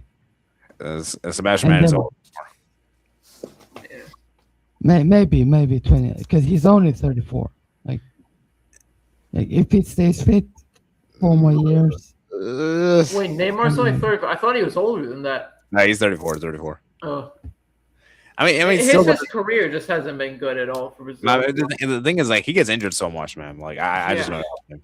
I just don't know with him. So, for me, I mean, what do you guys think? Do you guys think Brazil? For me, I think that Brazil should stop on Neymar. Like, this should be his last. I think he should continue at the Copa America. Yeah, I was think he's been wondering good since Copa he got America injured too. in qualifiers. I mean, the thing is, if you go to Copa America, then he'll be like, oh, maybe I could go for a World Cup now. Then, this kind of stuff will say that, So, Hey, the last Well, if time he plays Brazil at won Copa Copa, he was America, injured. then just take it based. Then the World Cup's just another discussion. No, like, yeah, I don't know. Go for trying to play the Copa America first, and then go from there. Yeah, I mean, we'll see. But yeah, I mean, for Brazil, man, I mean, this is down bad. And Carlo Ancelotti, I mean, why are you going counterattacking against Norway, man? Why? As the 5-time world champions you are against Norway. I mean, do you guys think? What was Carlo thinking, man? I don't know. Yeah, I mean, it's just, I feel like he's trying to do what like he did at Real Madrid, but the thing is, like, Real Madrid is different to Brazil. You can't do that kind of stuff at Brazil. Brazil is always known to be dominating possession. They always know to be playing expansive attacking football. They don't. I've never seen Brazil play counterattacking. I mean, even in 2018, Brazil was not too bad. They're better than this World Cup for sure. But yeah. And for Like, Brazil, they don't have the fullbacks. I think that's why. it's more than just fullback, man. Because let's be real, guys. The only player that for Brazil that played well this World Cup was Vinny. Everyone else was mid. Yeah. No, but if you Vinny wanna and Cunha were like their best players. But if you want to play like Real Madrid, like, you gotta have the fullbacks. Yeah, that's true. And yeah, I mean, Gabriel, man. Gabriel got dunked by Holland in the international stage.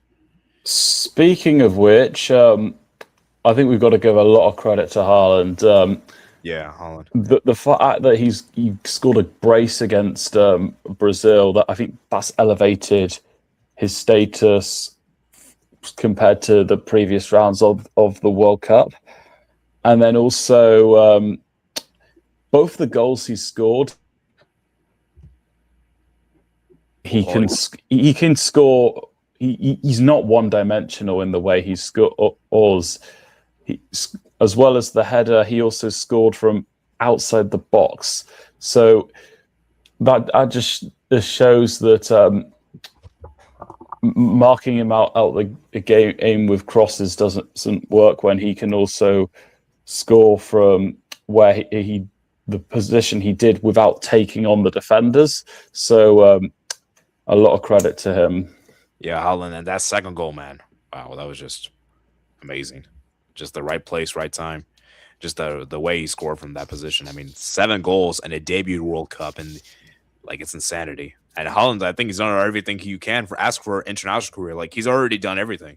I mean, the only thing you can't really ask him to win a trophy with Norway, with all due respect. So you can't really do. He's done it all, man. I know people are gonna say he hasn't done the Euros yet, but let's be real. Doing this in the World Cup already is insane. And World Cup is bigger than Euros. So, I just think that maybe if Holland can get Norway to win the Euros, which maybe there's an off chance. I mean, I know it's a bit ahead, but do you guys think Norway could win the Euros, or it's still crazy to say? I They don't. could get to the semis if they qualify, but I don't know if they could win it. I think it's too early for them. Yeah. Yeah, it's too early. But I mean, we'll see. There's still 2 years ahead. They still haven't qualified for a Euros in ages. Yeah, but this is definitely a good step in the right direction. And for Brazil, Oh yeah. Brazil, man. I mean, what else is there to say? Defensively didn't look good. Midfield wise, attack, and Norway just defeated them, and it's crazy, man. The 5-time world champions. And put in perspective, guys. The last time Brazil didn't make a quarterfinal was 1990. It's been that many years since they haven't made since they made the quarterfinals at least.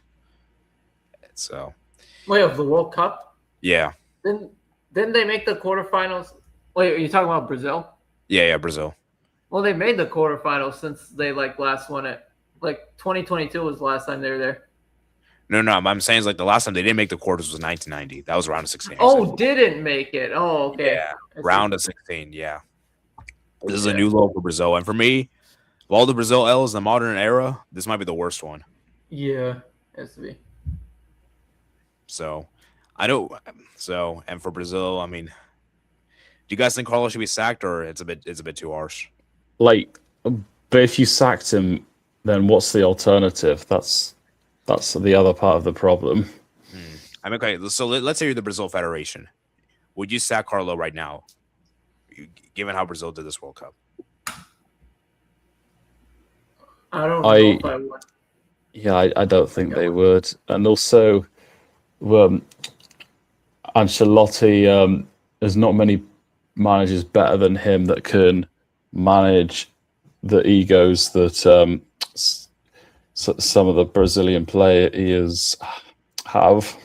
Yeah, for me, I think Brazil have more of a player issue than coaching issue. I mean, don't get me wrong, coaching issues has been big, but I think the players are just not as good as the previous iterations. It's just not as good. I just think the players are not as good as before. So, yeah, Brandon, man, we're talking about. So, Brandon, we're just discussing about Brazil, man. Oh man, what a downfall by Brazil football. Like the fact that you are starting a player who plays in a mid-ass club like Brentford starts, things have gone horribly wrong. And like for example, you have Paquetá. I mean Bruno Guimaraes, I thought he was okay. He wasn't anything like he was just okay. Like kind of like what Silva was saying is that like I think the Brazilian players moving to the Prem, I feel like it has damaged the Brazilian DNA because a lot of them they would go to Italy or Spain. Now a lot of them they just want to go to Prem because it's the best in the world. He has all the money, man. Has all the money. It's unfortunate. It's unfortunate the downfall of Brazilian football. I think it's not sad so as it much them going to the Prem because they've had players that have gone to the Prem and Brazil have still been competitive. The problem's more they're going to mid-tier Prem sides. Yeah, mid-tier prems. Like for example, West Ham, Newcastle, Brentford. like all these random ass prem sides. Nottingham Forest. Wolves as well. Yeah. So you're saying Wolves are in the championship, but the point still stands. Yeah. Like, so you're saying that Brazil should only call players that play in the top 6 EPL teams. Yeah. I mean, I would say like just call for the best of the best. Yeah, exactly. Best of the best. Yeah. And Brazil, man, just a lot of issues, man. And as we just discussed, Brandon, the only player that performed for Brazil was Vini. It's Vinny. Paquetá was disappointing. Bruno, I thought he was okay, but I thought he was not good against Norway. Like Paquetá, he's just a bum. Like I don't know why he got called up. Ibanez, the right back, I thought he was bad against Morocco. Yeah, and then Gabriel, I thought he was okay. It was just the game against Norway where he did not have the best performance. And Marquinhos, yeah, he's just retired. Just retire. So what's next for Brazil after this? Like, I don't know. I have no idea. So Yeah, this is a new low for Brazil, but tonight we make their quarterfinals.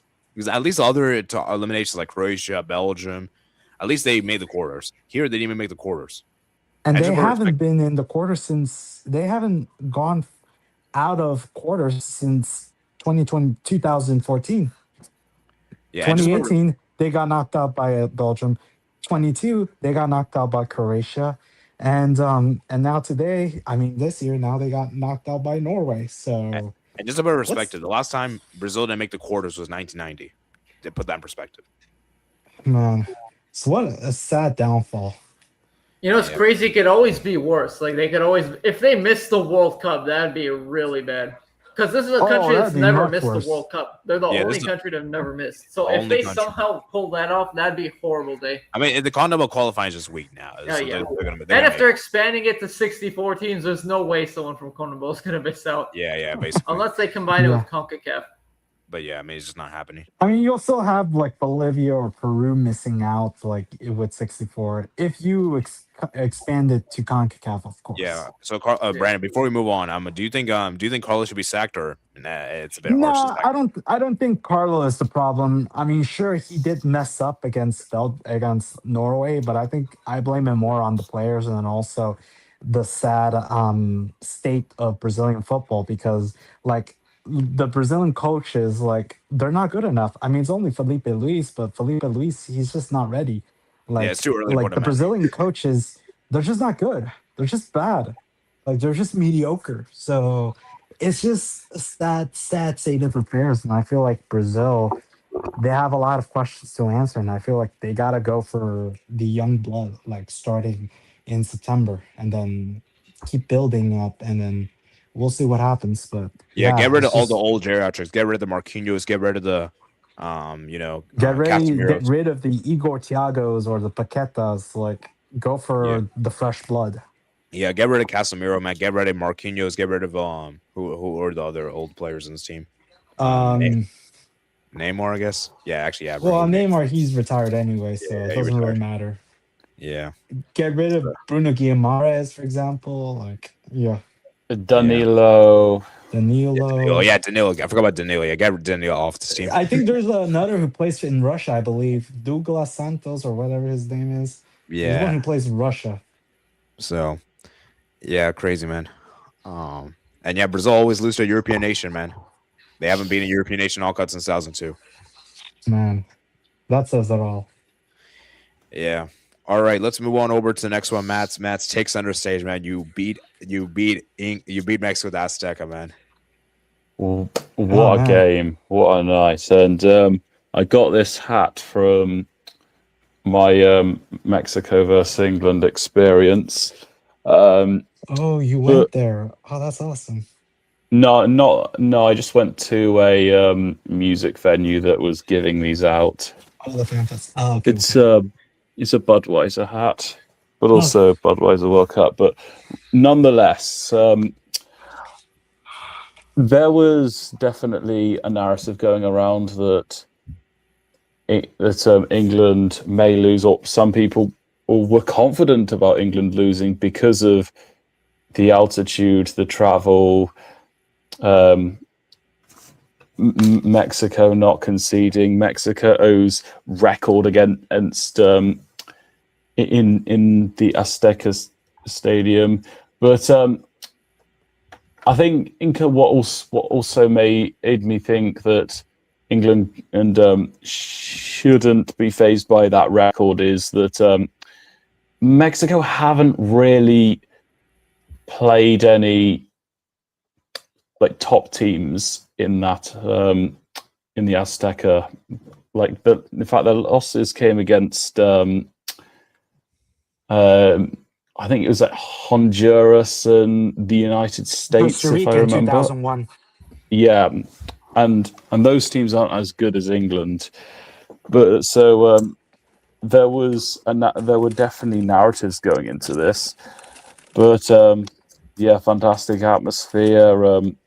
John Pickford he had some big contributions, especially in the first half when he made two very good saves from Jimenez chances and Jude Bellingham. England in general with the way that the chances were created, and then for Jude Bellingham to score back to back. Firstly, with that goal that I think I can't remember who assisted the first one, but to be in the right place at the right time. I thought Kane assisted the second goal. Saka. Yeah. Oh, Saka.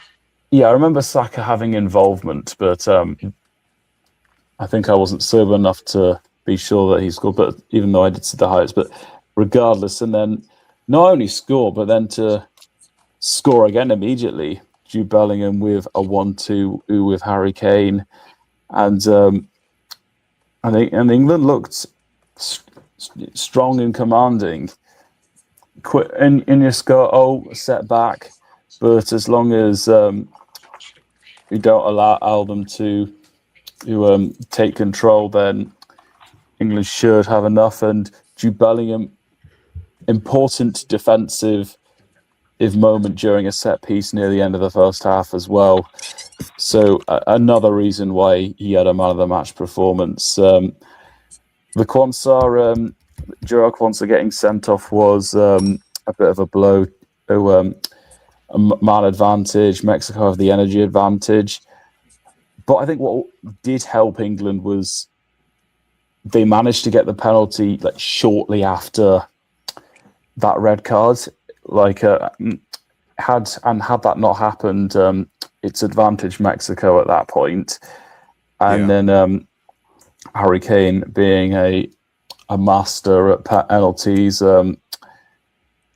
managed to score, and then the defense, and then later in the second half, Thomas Tuchel makes some defensive changes. Dan Burn and provides height.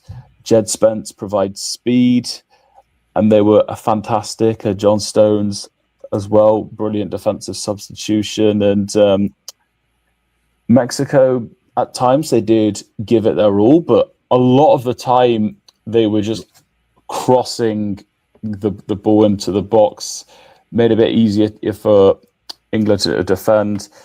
They get the one penalty, he managed to pull a goal back, but after so many crosses, I just get more confident in England being able to hold this lead. And one of the best performances they've had in this World Cup, and in general, the game was fantastic. And also, Violet Myers can hold that L. Yeah, I think England showed you is that they can show you good offensive movement and good defensive game management. I think that's key, both doing offensive and defensive.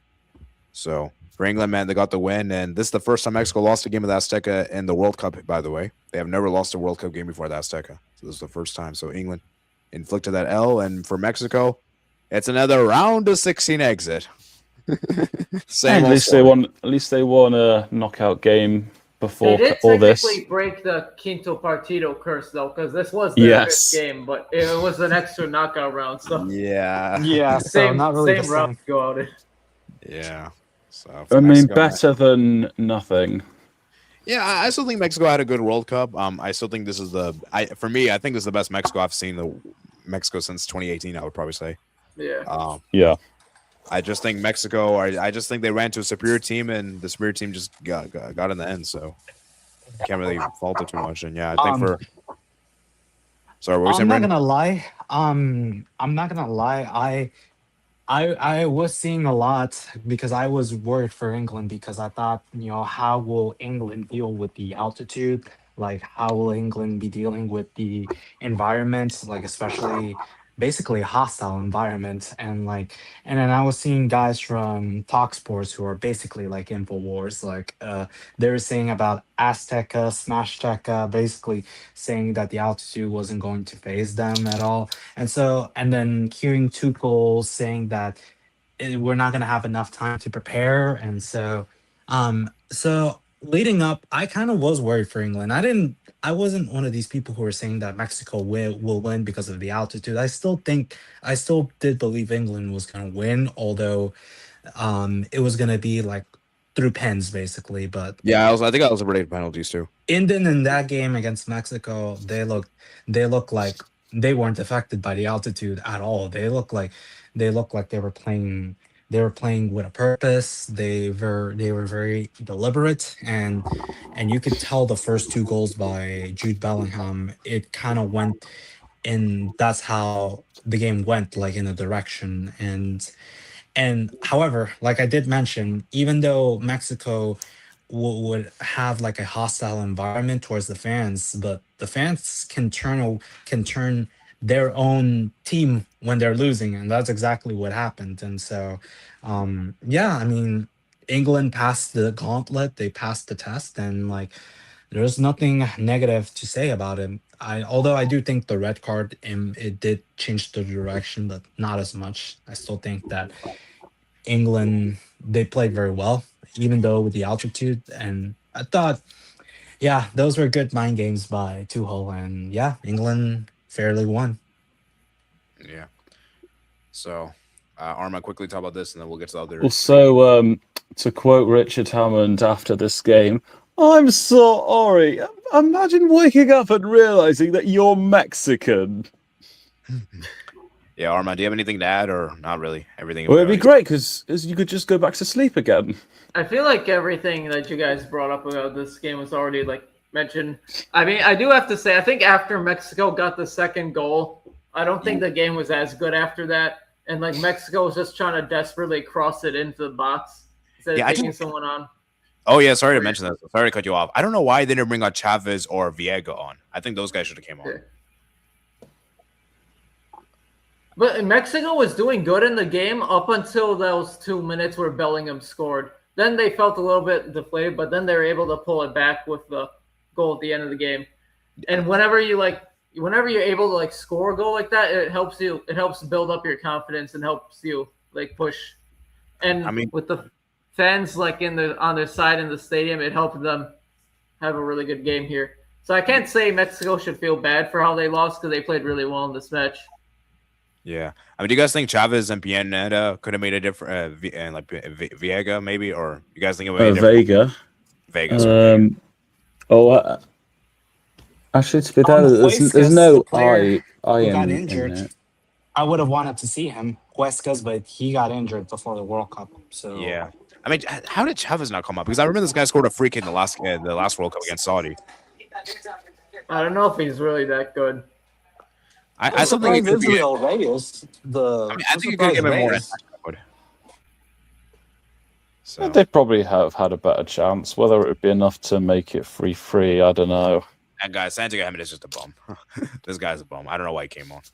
And he didn't suit the crossing into the box either. Yeah, Santiago Jimenez is garbage. Isn't he more of a possession striker? I don't know. He's not a striker at all. He's a false striker, in my opinion. But also he didn't suit the late game plan. Yeah, let's move on to Portugal, Spain, and oh my geez, Portugal were so abysmal this game. My goodness me, Portugal were not just. I mean, Portugal. Not only they were just bad in that game, I thought they weren't good at all in this World Cup. Yeah. I mean, Uzbekistan. And you know what? Brandon's right there. I mean, the only game they showed up was against Uzbekistan. You know what happened with Portugal? I'd say they went down? Did well enough in the Croatia game. They were good in moments. Yeah, I mean, it was still a crap house win, though. When Portugal was trailing and they needed to get a goal, I feel like they were playing way too conservatively. Like, they were just trying to focus on just hold on to the ball and don't give it away to Spain. They're just trying to take someone on and just pass it back. And yeah, I think Portugal's game plan was like, we'll just do everything we can to take this to penalties, which was a horrible idea. And guys, I don't know why Gonzalo Ramos didn't come on. I don't know why Trincao didn't come on. I don't know why Gonzalo Guedes didn't come on. Like those guys. Blame Roberto Martinez. I mean, and he's Spanish, so I think it was an inside job. Yeah, I mean, Portugal, man, and Ronaldo, man, it's just, yeah, I feel bad. The only Portugal player that was good, the only Portuguese player that was good was it's Costa. And when your goalkeeper is good, it shows how bad the team is. It just shows how bad the team is. Big up to Costa. Yeah, and yeah, I mean, Ronaldo, man, had a stinker of a World Cup, man. It's another stinker of a World Cup, man. I thought he was back. I thought Vitinha and then Ruben Neves, I thought they were very disappointing. Bruno Fernandes as well. Yeah, I mean, let's rule. No one from Portugal really showed up this World Cup. Only Costa only really showed up. Yeah. I think Vega did have some good performances, but he's a centre back. Vega. Actually, no, I was surprised. Why didn't we see Rafael Leao as well? Yeah, I why didn't didn't Leao understand not that. start this game? He was one of Portugal's best players against Croatia. And he came on as a substitute at 71st, man. Roberto Martinez, you're just not a good coach, man. You may look like you're such a good coach. You may look like you have all the ideas, but the reality is you don't know what you're doing. Exactly. So yeah, I mean for Spain, man, they got the win, man. Ferran Torres with assist there. I think when Nuno Mendes got injured, that's when I thought Spain was Yeah. gonna win it. Because Yeah. I thought Mendes was doing well against Yamal. But Yeah, yeah, Mikel it just wasn't good performance for Mikel Portugal. Moreno, in man. this We World know Cup. this guy, man. This guy, for some reason, he turns into R9 when it comes to stoppage time moments. This guy is like He's a turns into super sub. That's what he is. he's a He super did it sub. against Germany at the last Euros. Yeah, and he then did the it. year. Yeah, and then he did. We're And gonna that get to wasn't that. against England in the Euros, I believe. No, well, he Okay. didn't score. No, but I remember like he's also scored a lot of stoppage time winners. I think for Arsenal as well. I think. So Yeah. yeah, I mean this guy just knows how to score winning goals. And yeah, for Spain, man, good. He's win. just like a last-minute merchant, basically. Yeah. We didn't mention this in the previous round, but the addition of Pedro Porro helped Spain make themselves better in that at right back area, and he connects with Lamine Yamal better than Llorente does. Yeah. All right. Now it's time to move on to this. Oh man. Oh man. I'll just say this: as bad as this game was, USA, if they could defend, they could have won this game 1-0. Pretty much all the goals were avoidable that Belgium scored. I blame the orange Cheeto guy. I blame Yeah, the orange Cheeto. I mean, I didn't want to like bring this up here, but I think because of that whole red card thing that got into the minds, mainly of the U.S. players, especially. But it And really also the motivated Extra players motivation to for just go Belgian out players and just too. beat it They down. wanted to prove a point. Yeah, Yeah. and even with him playing, he wasn't even good in the game. You know what's Like, crazy, he was guys? hardly It's like he was consistent. suspended. It's like, Like, he was you know what's crazy, suspended. guys? Honestly, if you didn't start Balogun, maybe USA could have done better. That's crazy to Exactly, say. man. I mean, it's easy to say it in hindsight because the game has already happened, but we have to Oh, look yeah. in the moment. Like it made sense. It started him. Yeah. But the thing is, like, I just feel like for me, like, I just feel like we just overestimated ourselves. We just thought, oh, we were so good. We were beating Bosnia. We were beating, beating And- Australia. Paraguay, we're You've beating. mentioned this before. U.S. can't really beat teams that are better than them in like Yeah, tournaments like this. They're only good against teams below them. Yeah, And I think the last time USA beat a team that's better than them was probably Portugal. 2002 was Portugal. Portugal, I think. Were they better? Were USA better than Mexico? Of course. I mean, they beat Mexico in the knockouts in 2002. Well, yes, but were USA expected to beat Mexico? Not really. I thought Mexico, they finished first. Actually, Mexico was probably Mexico then. But Mexico were basically, the the same favorites. 2002 World Cup. That was the last time USA overperformed. It's the same old story, man. And I just think that for me, defensively, we were just garbage, not good. And Richard was garbage. yeah, I some mean, of these Tim players. Ream, he should be in a retirement home. Yeah, and for Like- SA, man, I don't care how old you are for SA. I don't want to see you ever play for the national team again. Actually, I'd rather have the guy from Chelsea, Slonina, or whatever his bro, name is, even Matt but- Turner. I Matt Turner wasn't Even even Matt this Turner. bad. Like What about against Turkey? I mean, it was all right. I mean, it was, I mean, at least it Matt was- Turner didn't make a mistake like this. Come on, He didn't like, make mistakes. Yeah, and then Des, I don't want to see you play for. I don't want you to see you play for the national team as well, or at least start. Maybe as a Yeah. bench, but no, you can't start. Tyler Adams, I thought he was not good either. McKennie, apart from the goal, I mean, he wasn't good as well. And Pulisic, I never want to see Pulisic like as called as Captain America because he's MAGA Garnacho. Bro's so He, like, underwhelming. I know Michael calls him MAGA Neto. I call him MAGA Garnacho. I call him MAGA Garnacho because that guy, man. Yeah, that People guy. called him Magadona on the HH stream, like when the US beat Paraguay, but nah, he's MAGA Garnacho. He's Yeah, not the- MAGA Neto. He's MAGA Garnacho. Man, I mean, and then He Silva, hasn't man. scored since November 24. 2024. That says it all, man. Yeah. And you know what's crazy, guys? Like, you know when Tillman scored the goal, I wanted to upload the reaction. Like I wanted to like upload the reaction to it because that was an insane goal. I was going crazy. And then I saw Belgium score a minute later. I was like, yeah, forget it, man. Forget it. Man. I actually had hope in this game until the third goal. Then I was like, yeah, it's over. It's officially over. That's such a silly goal to concede too. Considering like the defender just was right by. It wasn't even a defender; it was a striker that just took it. It was off a striker. Basically, all 4 goals were just childish mistakes. Like it was crazy. That's why I think USA could have won 1-0 if they'd been organised. Exactly. Man. Even if they didn't play well. What made no sense was why were we going back like in the first minutes? Like why were we like why are we going backwards? Like this is a game where you have to win. I didn't understand from Poch, like tax. And guys, Poch's you know mind. this even like guys, look at Belgium. Belgium didn't have KDB. They didn't even have Lukaku starting this game, and Doku didn't even start, and they came off. And the Ketelar, who's not even a striker, he put a 2-piece on us. And guys, by the way, De Ketelar didn't even score in this World Cup before this game, just so you guys know. True. Shout out Prince Charles. Yeah, so I mean, shout out to Prince Charles. Yeah, I mean, he's King Charles now. Yeah, King Charles now. I just feel livid for this one. Is that even the USA 2014 gave a better account of themselves, and this USA Against the golden generation, and that Belgian was much better.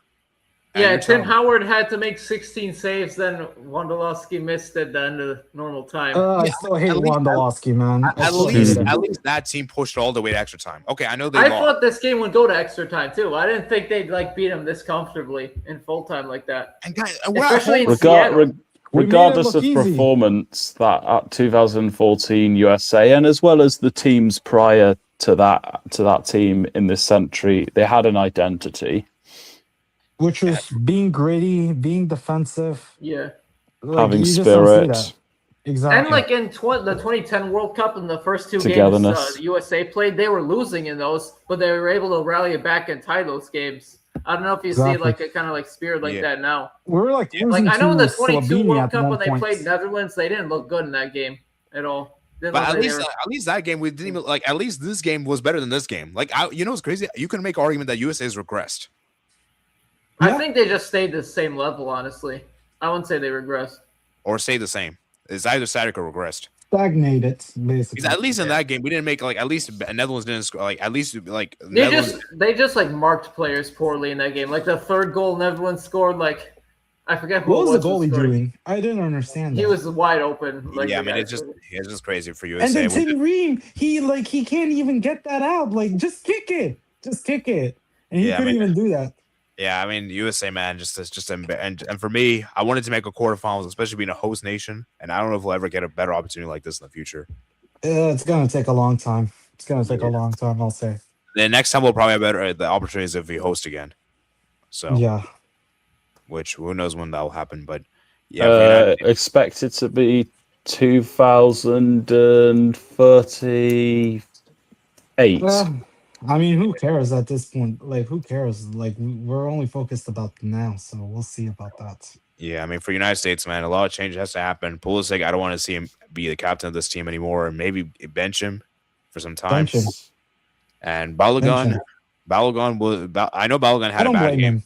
Yeah, Balogun was good this tournament. I don't blame him in this game. I think he was dealing a lot in his mind, and I think Balogun and unfocused. Tillman, I think we're the only good players this World Cup. Yeah. And McKennie, except for the game against Belgium. Yeah, that's fair. But yeah, I mean, United States, man, a really bad way to end the tournament, and just embarrassing, man, to lose 4-1 at home, and this is even prime Belgium. This is not even the same Belgium. This is a Belgian team I've been struggling, man. This is like a follow-up from what they used to have. I'm gonna say this: I never want to see Maga Garnacho as captain. Yeah. If Martinelli didn't score against Japan, I would have called Pulisic Christian Maganelli. Maganelli, yeah. And Tillman, man, I feel so bad. I don't think he's like a good leader too. Like he didn't play at the last Gold Cup. He didn't want to play that. That's. And he said that he didn't want to go to the Gold Cup because he wanted to rest. He's been resting this whole his whole a captain career. wouldn't behave like this. Like if you're a captain, this is my captain material, bro. If I was the captain, if I was the coach for the U.S., I'd strip him of his captaincy and make him make him out of an example. Well, Tim If Ream was if the this captain was for this World Cup. if this was, I thought it was I thought it was Pulisic was the captain or McKenna. I don't know. Well, whoever's whatever. Well, like If Pulisic is still like one of the. He's probably the vice captain then if he's not the he's first. like the face of the he's like Yeah, the face face of the United States. of the United Pulisic Yeah. should States. not be the face of the country. Like when it comes to like advertisements for tournaments, it's always Pulisic. I'm saying for the U.S. Yeah. Yeah, why do we advertise Balogun? Why do we advertise McKennie? Why do we always do Pulisic? I'm sorry, Why don't we Balogun and McKennie have advertise performed Chris better than Richards? Pulisic. Exactly, man. I think advertising just thinks it's. I think their feelings on Pulisic is just out of date. Yeah, I mean, for United States, man, for Poch, I know there's going some rumors that maybe we should be sacked because it was an embarrassing defeat, but I don't think you should sack him. No. It's not Pochettino's fault. It's just- I blame it more on the players. Yeah. So, And I'm gonna say this to Sebastian: we could send Pulisic to Chile. Maybe he'll want him. and for Or we Pulisic, could man, send. Or we could send. I mean, he is a Pulisic to Peru. Milanista, so maybe he Pulisic, man, might be okay please. with it. please Albert, leave him alone. we could send you, Albert. We can send Pulisic to your Peru. I know he's American, but still, we can send you to Peru. He supports both. Okay, guys, we need Pulisic out of Milan. Pulisic, man, please leave Milan for your sake. Well, Pulisic Do you think to Saudi Allegri Arabia, ruined- Here we go. Do you think Pulisic to Allegri? Saudi Arabia? Here we go. He's gonna go to Saudi. wait, Do you let me ask think? it. Do you think Allegri ruined Pulisic? Because Pulisic used to be good at AC Milan. Yeah, that's true. I just think Pulisic is injury prone. That's the problem. Is that he just gets injured too much. He's focused on that. Stop getting American Neymar. American modern day Neymar. You know, that's actually crazy. I think I heard someone actually say like he's like the American version of Neymar because Neymar gets injured so much and Pulisic also gets injured. Obviously, when you compare talent wise, obviously Neymar's much better. Well, that's obvious. Yeah. That's why a modern day Neymar should be more emphasized. I think you can compare the injuries, but in terms of actual players, we're not having a combo. Please, no. I think where you can compare both of them is the roles for the national team. I mean, like how injured they are, you can compare. I guess you can say that. Well, I think you can compare them as like the main players for their national teams. At least that was the case for Neymar prior to this World Cup. Yeah, I don't think Neymar's the main guy anymore for Brazil. So, and Pulisic should be the main guy anymore for the United States. Anyways, let's move on, guys, to Argentina 3, Egypt 2, guys. And man, Egypt, man. You know, I had a feeling when Egypt was up 2-0, they were gonna throw it away, and they did. Oh my jeez. Because I saw Argentina attacking all those times. And Okay, guys, they and I followed know it. we have to discuss this, guys. Did Egypt get robbed? I blame it more on Egypt players because I'm like, how are you had 11 minutes to go to hold on, and they couldn't. I'm just more mad at, like, people are saying the referee robbed Egypt. Like, I blame it more on the players. Like, when Nothing you're was wrong leading with our 2-0, goals. when you're leading 2-0 with 11 minutes to go, like, I don't care about the refs. Like, you should be holding on, like, something, and they couldn't even do it. And you still scored a second goal right after. It's not Yeah. that goal. So I feel like even if that first goal counted, maybe they just would have gone defensively anyways, like they did, and Argentina would have tied it. Yeah, Also, just- that penalty call was correctly called. Mm-hmm. Yeah. I just think for Argentina, man, this team has the mentality of never giving up. And this team, They have the quality in the right moments too. yeah. Argentina, they're basically the team where you have to kill them in order to beat them. Kick Yeah, them and while they're Argentina- down. Yeah, Yeah. and Argentina always win it the hard way. They always get up. They Yeah. always win the hard way. They have this never say die attitude. Messi scored the goal there. Enzo Fernandez, and then coming off the bench, Romero scoring the goal there. And yeah, I mean, for Argentina, man, massive victory for them. And for Egypt, it's still been a good World Cup for them. Let's be real. Yeah, definitely. Yeah. Oh yeah, definitely a success. First time I they liked- win a game, and first time they get to the knockouts, and they got to the round of 16. So Yeah, I just really hope we could see this kind of Egypt in the AFCON because I've not seen this. Egypt, if Egypt needs yeah. I was gonna say this. These are two different Egypts. The Egypt that I saw in the AFCON, it was all defensive. It was just ugly, and then we see this Egypt. Like it's like they're two different teams. Yeah, exactly. I hope we could see this version of Egypt in the AFCON now in the next one. I hope We'll so. see. Yeah. We'll see. I think Adi hinted at the controversy to this game earlier. Even though the referees got like most of the big calls correct, this game was still like a prime example of Argentina. The referees are like more lenient on not giving them yellow cards, and therefore it gives them like more freedom to aggressively tackle or and get away with it, which other nations don't have that avenue to get away with. So, but on the flip side, because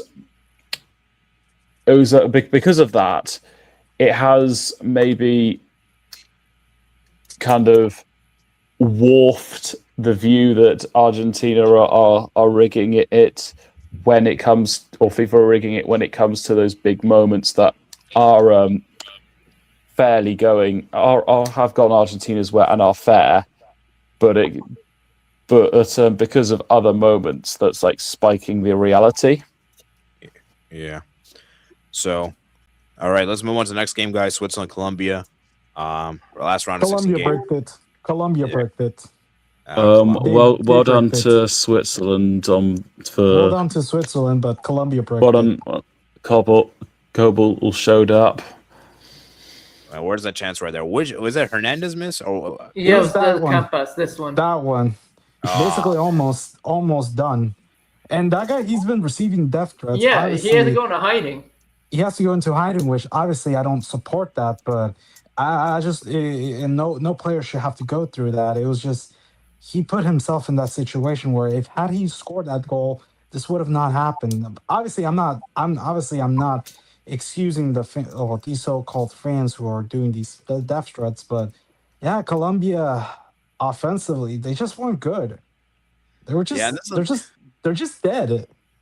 I mean, and this is the thing with Colombia is that I even said in my previews that I just think Colombia, for me, they waste so many chances. And that's why I can't trust this team. This team is not to be trusted. I don't know. There's something weird about Colombia since like the Copa America final. Like they just been like, I don't know, like barely winning games, or like there's some games where they just flat out like are not You know good. what's crazy, Like guys? Peru Before the at Copa home, America final, they couldn't I beat. feel like people slept on Colombia. But after the Copa America final, they've just gone downhill.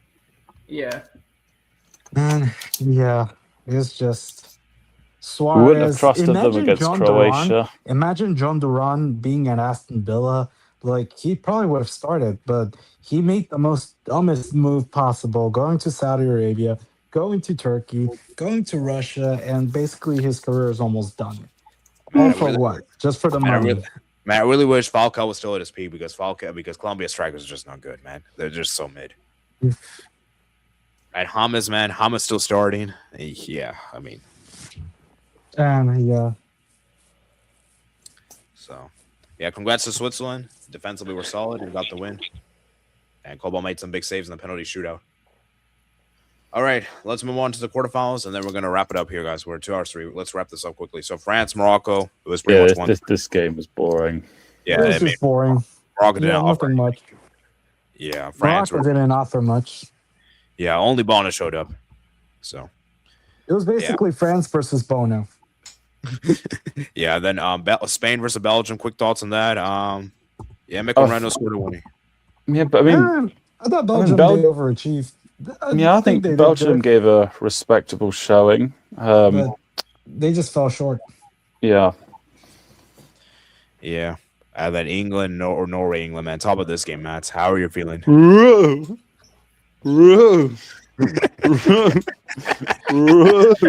Oh yeah, Sepp Ball, the Swedish guy, he was hate watching Norway. Oh man, he enjoyed it. Sepp Ball, the Swedish guy. Yeah, Matt. I think when we consider what Norway did to Brazil, I think England would have taken beating Norway in extra time if that's what it had to be.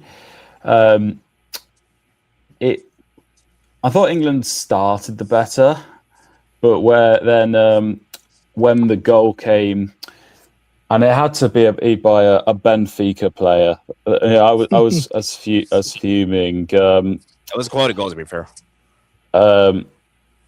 It was one that should have been dealt out with. Do you think that? Do you think the goal should have been disallowed because there was a foul in the build-up? I think keeper's thing. I'm not sure, but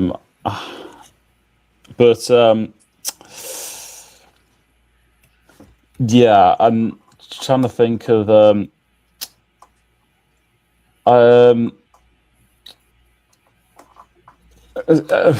it would have been in like if a Real Madrid player scored against the USA for Belgium.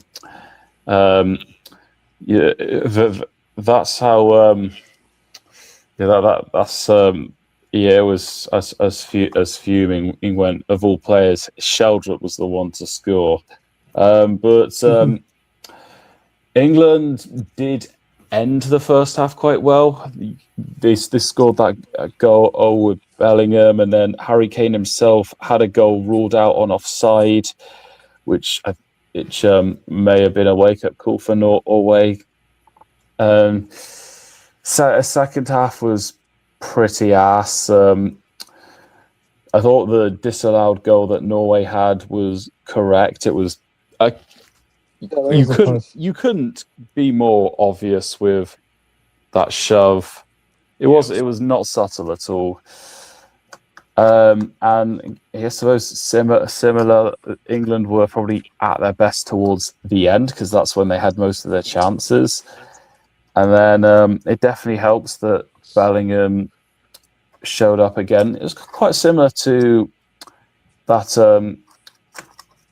that first half against Slovakia when England scored very early in extra time. Yeah, it was not as good as when England played Mexico, but we'll take it given England are through and they beat a team that knocked out Norway. And yeah. Yeah, Mats, you're very lucky, man, that Sorloth decided to be selfish and he didn't pass it to Holland. Because, dude, if Holland scored, Holland could have scored to make it 2. Do you think? Because I think Holland could have scored it, guys. It could have made it 2-0. I mean,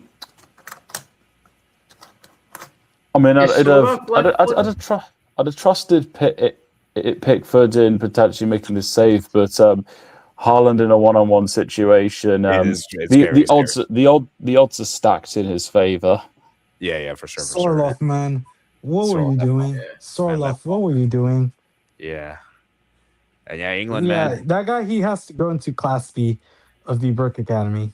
Yeah. Straight to Class A. And Matt's, why is Madueke still starting? Madueke is so mid. I mean, I think he earlier in the tournament, I could see the justification for him starting.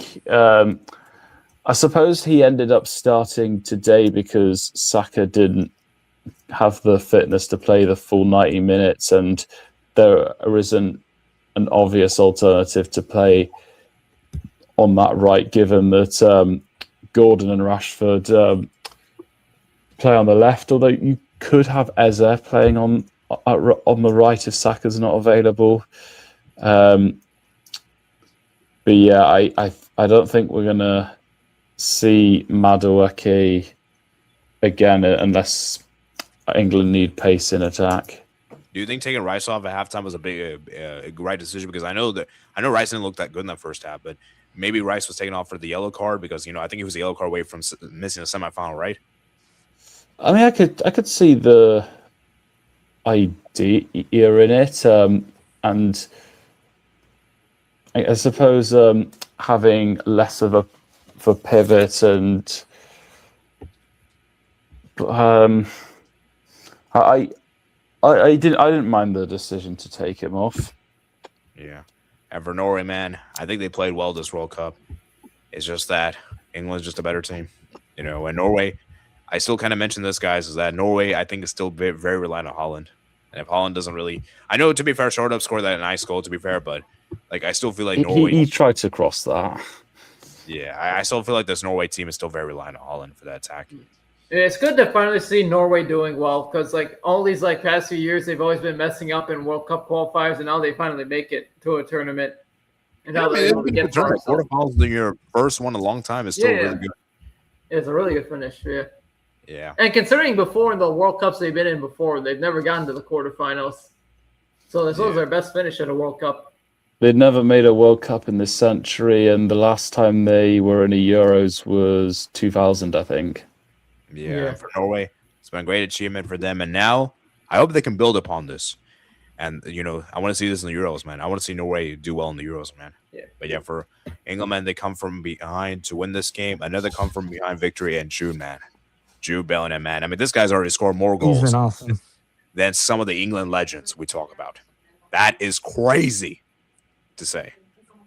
I mean, Matt, is that crazy or not really? A bit, yeah. I mean, I don't think it's crazier than him scoring more than Rooney, because Rooney hasn't had a good international career. But certainly some of the others, it's quite a.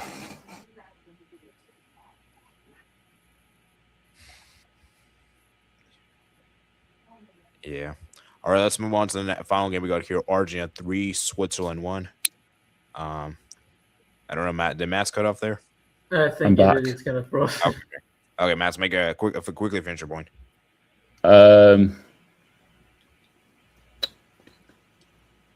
What did you last hear from me?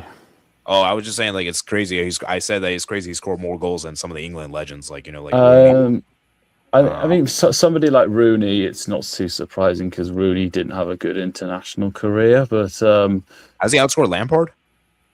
I don't even think he's outscored Rooney, but it's just that most of Rooney's goals came in qualifiers and friendlies. Bellingham certainly scored more than Lampard in a World Cup. Yeah, hold on. I'm trying to find that stat. There was a stat that I think Fabrizio Romano said about Jude Bellingham. Let me see if I can find. Which I thought was crazy. Let me see if I can find. All right, while you guys discuss about that, he's also proved that he can be very good defensively too. Yeah. So, all right, let's move on to the final game we got here. It is Argentina 3, Switzerland 1. And I got to say, man, Switzerland, man, they were so close. But, of course, we have to talk about this moron. Embolo cost us Switzerland this game. Because I can assure you right now, if Embolo doesn't make that doesn't get the red card, this game does not end 3-1. It doesn't end 3-1 Argentina. Now, Argentina may still win. I'm not saying they don't win. But I don't think Argentina win. I don't think Argentina win 3-1. I'm confident in saying that. I mean, do you guys agree with this, or you guys think I'm underestimating Argentina too much?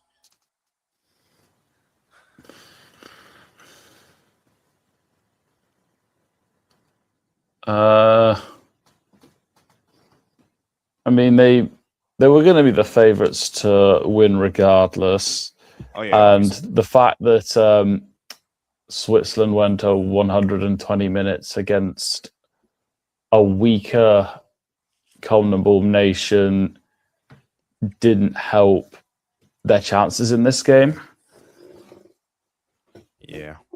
So, yeah, for Argentina, man, they got the goal from the corner. Great goal there from McAllister. And then I don't know why Argentina went defensive after staying the lead. That was kind of weird to me. It's like, why are you going so defensive? And then Switzerland grew into the game, eventually got the equalizer there. Nadoy got the equalizer, and then obviously the red card happened for Embolo. And you know what's crazy? He was already in a yellow card and still trying to do diving there, which was crazy. And then obviously Argentina capitalized the man advantage. Messi had a great chance to score right before the end.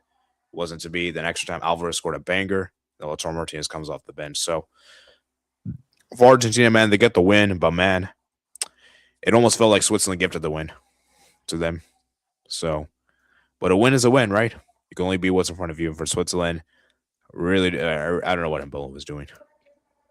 So, yeah. Oh, now I remember the stat I wanted to show. So Fabrizio Romano said this. He said, no English player in history has scored more open play goals in a single World Cup than Jude Bellingham. Not even a striker. That is. Yeah, and it helps that Bellingham doesn't get put on set pieces either. I mean, Matt, is that crazy or no? I think that's pretty crazy. It's not something I considered. Yeah, I think that's insane. So, yeah, Messi, man, didn't even score in this game, and Argentina win this game. So I think that's also another narrative I want to discuss, that Argentina could still win without Messi having to always perform. Because I've heard people say that Argentina without Messi is just finished. They're just nothing. They're not going to do it without him. And this game proved that narrative was dead. He did get an assist. No, I know, but like it just shows that Messi doesn't always have to score. Like other players can score in this team too. Yeah. I mean, what do you think, Brandon? Do you think that's true, or you think it's just one game? Brandon? Okay, I think he's not there. All right, so let's go ahead and do the World Cup. Oh, I was gonna say regarding Switzerland, Mbolo's a brick. He's in Class A of the Brick Academy. I don't know if you guys saw him. Yeah, Class A Brick Academy. Starting today. I'm not gonna lie, this Argentina looks very average. The fullbacks, they weren't good. Molina wasn't good. Tagliafico wasn't good. McAllister, even though he scored the goal, he wasn't good. Like the Paul, he was not good either. Enzo wasn't good either. Like the only players who were good, like in this World Cup, has been the center back and Messi. That's about it. Lautaro, he hasn't been good at all in this World Cup either. So I feel like it's basically it's Messi or Messi and inshallah. It's basically Messi and hope for whatever he does. And because yeah, man, but I don't want to discard them. Obviously, I'm not discarding Argentina, but I'm not discarding England either. So yeah, but to me, yeah, this Argentina is very average, just average, but some way they still find a way to win. Yeah. And as for Switzerland, I blame it on Mbolo. I blame it on him. Yeah, and Bo, man, you better lock your social media accounts. Just saying, you better do that. Did you saw him? He got nominated for the Brick Academy. Where did you see that, 80? Oh no, I haven't seen it yet. Oh well, he got nominated. He's now part of it. Oh, that's good. That's good for him. Okay, guys, let's do a quick semifinal preview, and then we're gonna bounce. We gotta bounce after this. So, guys, I mean, these semifinals, man, it's close. I think both games go in extra time. I'm calling it right here. Yeah. I'm gonna say both feeling extra. too. And guys, I think both games could even go to penalties. I think there's a strong chance it could happen. Yeah. I'm not gonna predict that, but I wouldn't be surprised if it happens. Yeah, could see that. So, I mean, it's going to be close, guys. I mean, whatever the case is, guys, on Sunday, we're going to have a big final. That whichever team, it's going to be a big one either way because we have the 4 best teams in the world. Yeah. So, Mats, man, how are you feeling, man? Are you confident against Argentina? Are you confident to get revenge? I'm confident that England can do it, but as far as what's the likely outcome, it's a flip of a coin. And what's interesting about both teams is that they when they're at their best is when they play in transition and they've got space to attack. But certainly Argentina's not going to give England that luxury. They don't have the attack like France, Spain, do. I'm wondering if there's like another example that could. Well, probably Portugal. Even though Portugal are on the level as of France and Spain, though, it's a similar. If Croatia can play like high line, then certainly Portugal and some of these other teams would. Matt's gonna ask you a question. Argentina will not give England. They will not play a high line, and they will not give England and the space when they're not unless they're losing. So that's going to be the one area where England will struggle because Argentina aren't going to allow them much space. Yeah. Matt's going to ask you a question. I've been hearing people say this. I want to know if you agree with this thing. Do you think Jude Bellingham is carrying England? No. Okay. think the- Harry Kane's had big contributions too. Yeah. Yeah, I feel like England is not as over reliant on one player as Argentina is, in my opinion. Yeah, definitely. And I think the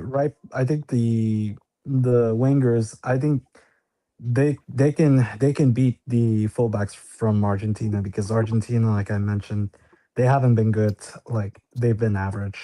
I mean, I'm not saying they're bad, but they just haven't been good. They haven't playing as well. They haven't been playing as the standards we expect them to. I think that's the better way to put it. So Exactly. yeah, so I'm guessing you. It's gonna I'm be an guessing interesting game. yeah. So I'm guessing you and you and Brandon both have England to make the final, right? As of now, I have Argentina winning it, but barely in the extra time. Ooh, Kind of like okay. the same prediction as. Oh no, I think, did Michael have England winning? I don't know. I he think I have did. Argentina. He I picked think I have England. Argentina winning it, but in extra time. It's gonna be a hard fought win. That's what I said before all this matchup was confirmed, and I thought, certainly before the tournament, I was thinking, or after England's But England squad, I can win thought, it. England can win it. Yeah, definitely. yeah, they could win it. After the squad announcement, I thought Argentina wins this in extra time, but I think as of now, I would give England the small advantage. I'd probably, if I had to pick one right now, I'd probably would say England, but it's close.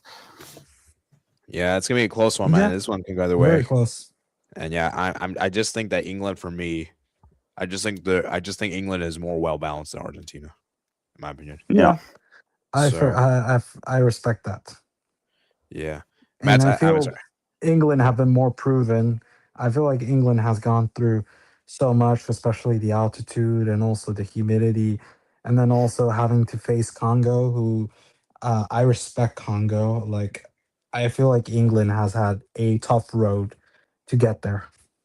Yeah, yeah, for sure, man. We'll see what happens on the other side. We got France versus Spain, a repeat of the Oh, Euro I'm 2024 excited for this game. I'm excited Yeah. for this game. and Spain, man. This is their second ever semifinal in their history, which is crazy. So can Yeah. Spain do it, man? And for France, can they do it three-peat in a row, just like Real Madrid? I was gonna say this, and I've been seeing. I feel like a lot of people, they're kind of like overestimating France in a way, like in some way, like like I kind of agree and disagree with people predicting Spain, because I feel like the midfield battle, I feel like Spain has it, but France's attacking depth is just first to none. Like, they are so stacked. Like, if you take out Mbappe, then you have Dembele, and if you take out Dembele, then you have Doué, and if you take out Doué, then you have Turkey, and even though Turkey hasn't been, oh yeah, and you have Zaire Emery as well. It's just like France, He's a man. They have midfielder. so much options. Like, they have so many options, and and when you compare to Spain, like, it's Yamal and then Nico Williams. I know he's probably going to be okay, but we haven't and then Bayern, I think he's good, but he's not a winger. He's more Hey, like Brandon? What a about 10. Mikkel Moreno, man? Mikkel Marino, oh yeah, Mikkel Marino, he's good, like, off the bench. But do I think he should start? Probably not. Guys, Oyarzabal has been terrible after the knockouts. He's not been good so far. Yeah, Oyarzabal, man. I feel like Spain, they really lack a real number 9. To be quite honest with you. They could have called up Samu if he didn't get injured. Yeah, he And got injured, that's the unfortunately. thing with France. Like, even when they're not playing well, they can still win games, which is really hard to do. That's really hard to do. And we saw scary. that. Yeah, that's scary because that's really hard to beat. And I'm telling you, man, this France team, they give me Real Madrid vibes. And that is scary. Yeah. I think So what this game is it's reminding me of PSG versus Bayern in some way in the Champions League. I don't know why. It's just giving me off that vibes of PSG versus Bayern Munich. I think for Spain, if they want to win this, Yamal has to show up. I don't see a world where Spain beat France without Yamal showing up. Yeah, if Yamal doesn't have a good game, I just can't see Spain winning it. Yeah. Actually, I want to talk to Matt about this. Matt, since you've been advocate, I think you actually predicted Spain to win the World Cup because me and Brandon, I think we Yes. both in France. Did you do you think that Yamal has to turn up in this game for Spain to win, or you think they can still win without Yamal? I think he probably has to if Spain are going to win in 90 or 120 minutes. But I mean, unless they make use of set pieces. Yeah, for sure. My feeling for why I think against pretty much the rest of the competition, maybe barring against England, I would have France to win, and I do think they are the best team in the tournament. But I think Spain is like kind of the one team that does counteract France, because not only do Spain have the advantage in midfield, but that at midfield can stop France from supplying their attackers, unless maybe France were hoofing it, and maybe that's a success, maybe not. But either way, I think France are going to struggle to give their attackers opportunities, or at least to that they would to a normal extent. I think France will score, but I think they're not going to get enough of those opportunities like they usually do because of that area. And then I think what does also help Yamal is he's up against France's weakest defensive area. Like Hernandez and Digne aren't bad players. It's just they're inferior to the rest of the back line. I have it going to extra time and Spain scoring and getting a 2-1 win. I have an extra time. I think France takes it. I think France have a very good case, and if they do beat Spain, they got a good chance to win. But for those reasons, I've got Spain winning. I think that's possibly the one team that France could struggle against. Hey, Matt, I got a question. Which one do you think England would match better, France or Spain? Pausinho, please sign up for Alianza Lima.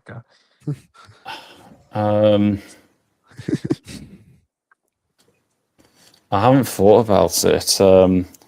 Maybe Spain? Probably Spain. Yeah. All right. So yeah, that's it. Sorry, I'm not going to go through all the comments, guys, but it's been a very long stream. Did Albert say anything about Norway's rowing? I don't think he did, or maybe he did. I don't know. I'm not going to go through all the comments. There's too much. But thank you guys for commenting. I tried to look as many as I could, but we're just out of time. We just did a very long stream. So yeah, I mean, we'll see what happens. Obviously, you guys can check my predictions video, which I'm not going to spoil if you haven't seen it.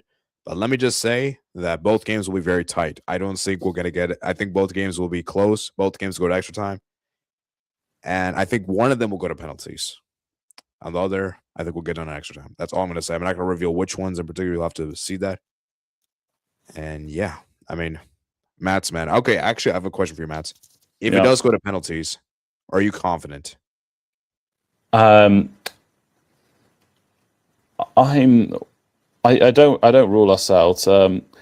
I'm confident in England's capability, but of course, the practicalities, the feeling's going to be all over the place. But I think even though I do think Pickford is, even though I do believe Pickford is the European Martinez on penalties, that aside, I think when it comes to the actual taking of the penalties, England do have the advantage. Well, we'll see. We'll see what happens because Argentina, from what I recall, I don't think they've lost a penalty shoot with Emi Martinez. At least I don't think I've seen that. And what's also really interesting is that the only team that's beaten Argentina with Lionel Scaloni in charge is Brazil. So that's really interesting to consider. So we'll see if England can join that or or not. And you know what's interesting? I think Brazil eliminated Argentina in the semifinals. So it was 2019 Copa America. So we will see what happens. But remember, guys, on Wednesday, guys, we're going to be live right after the game. Whatever happens, happens. We're going to also do a final preview as well. So if you guys like the content, guys, hit the like button, guys, hit the subscribe button below. And I'll see you guys in the next one. Peace out.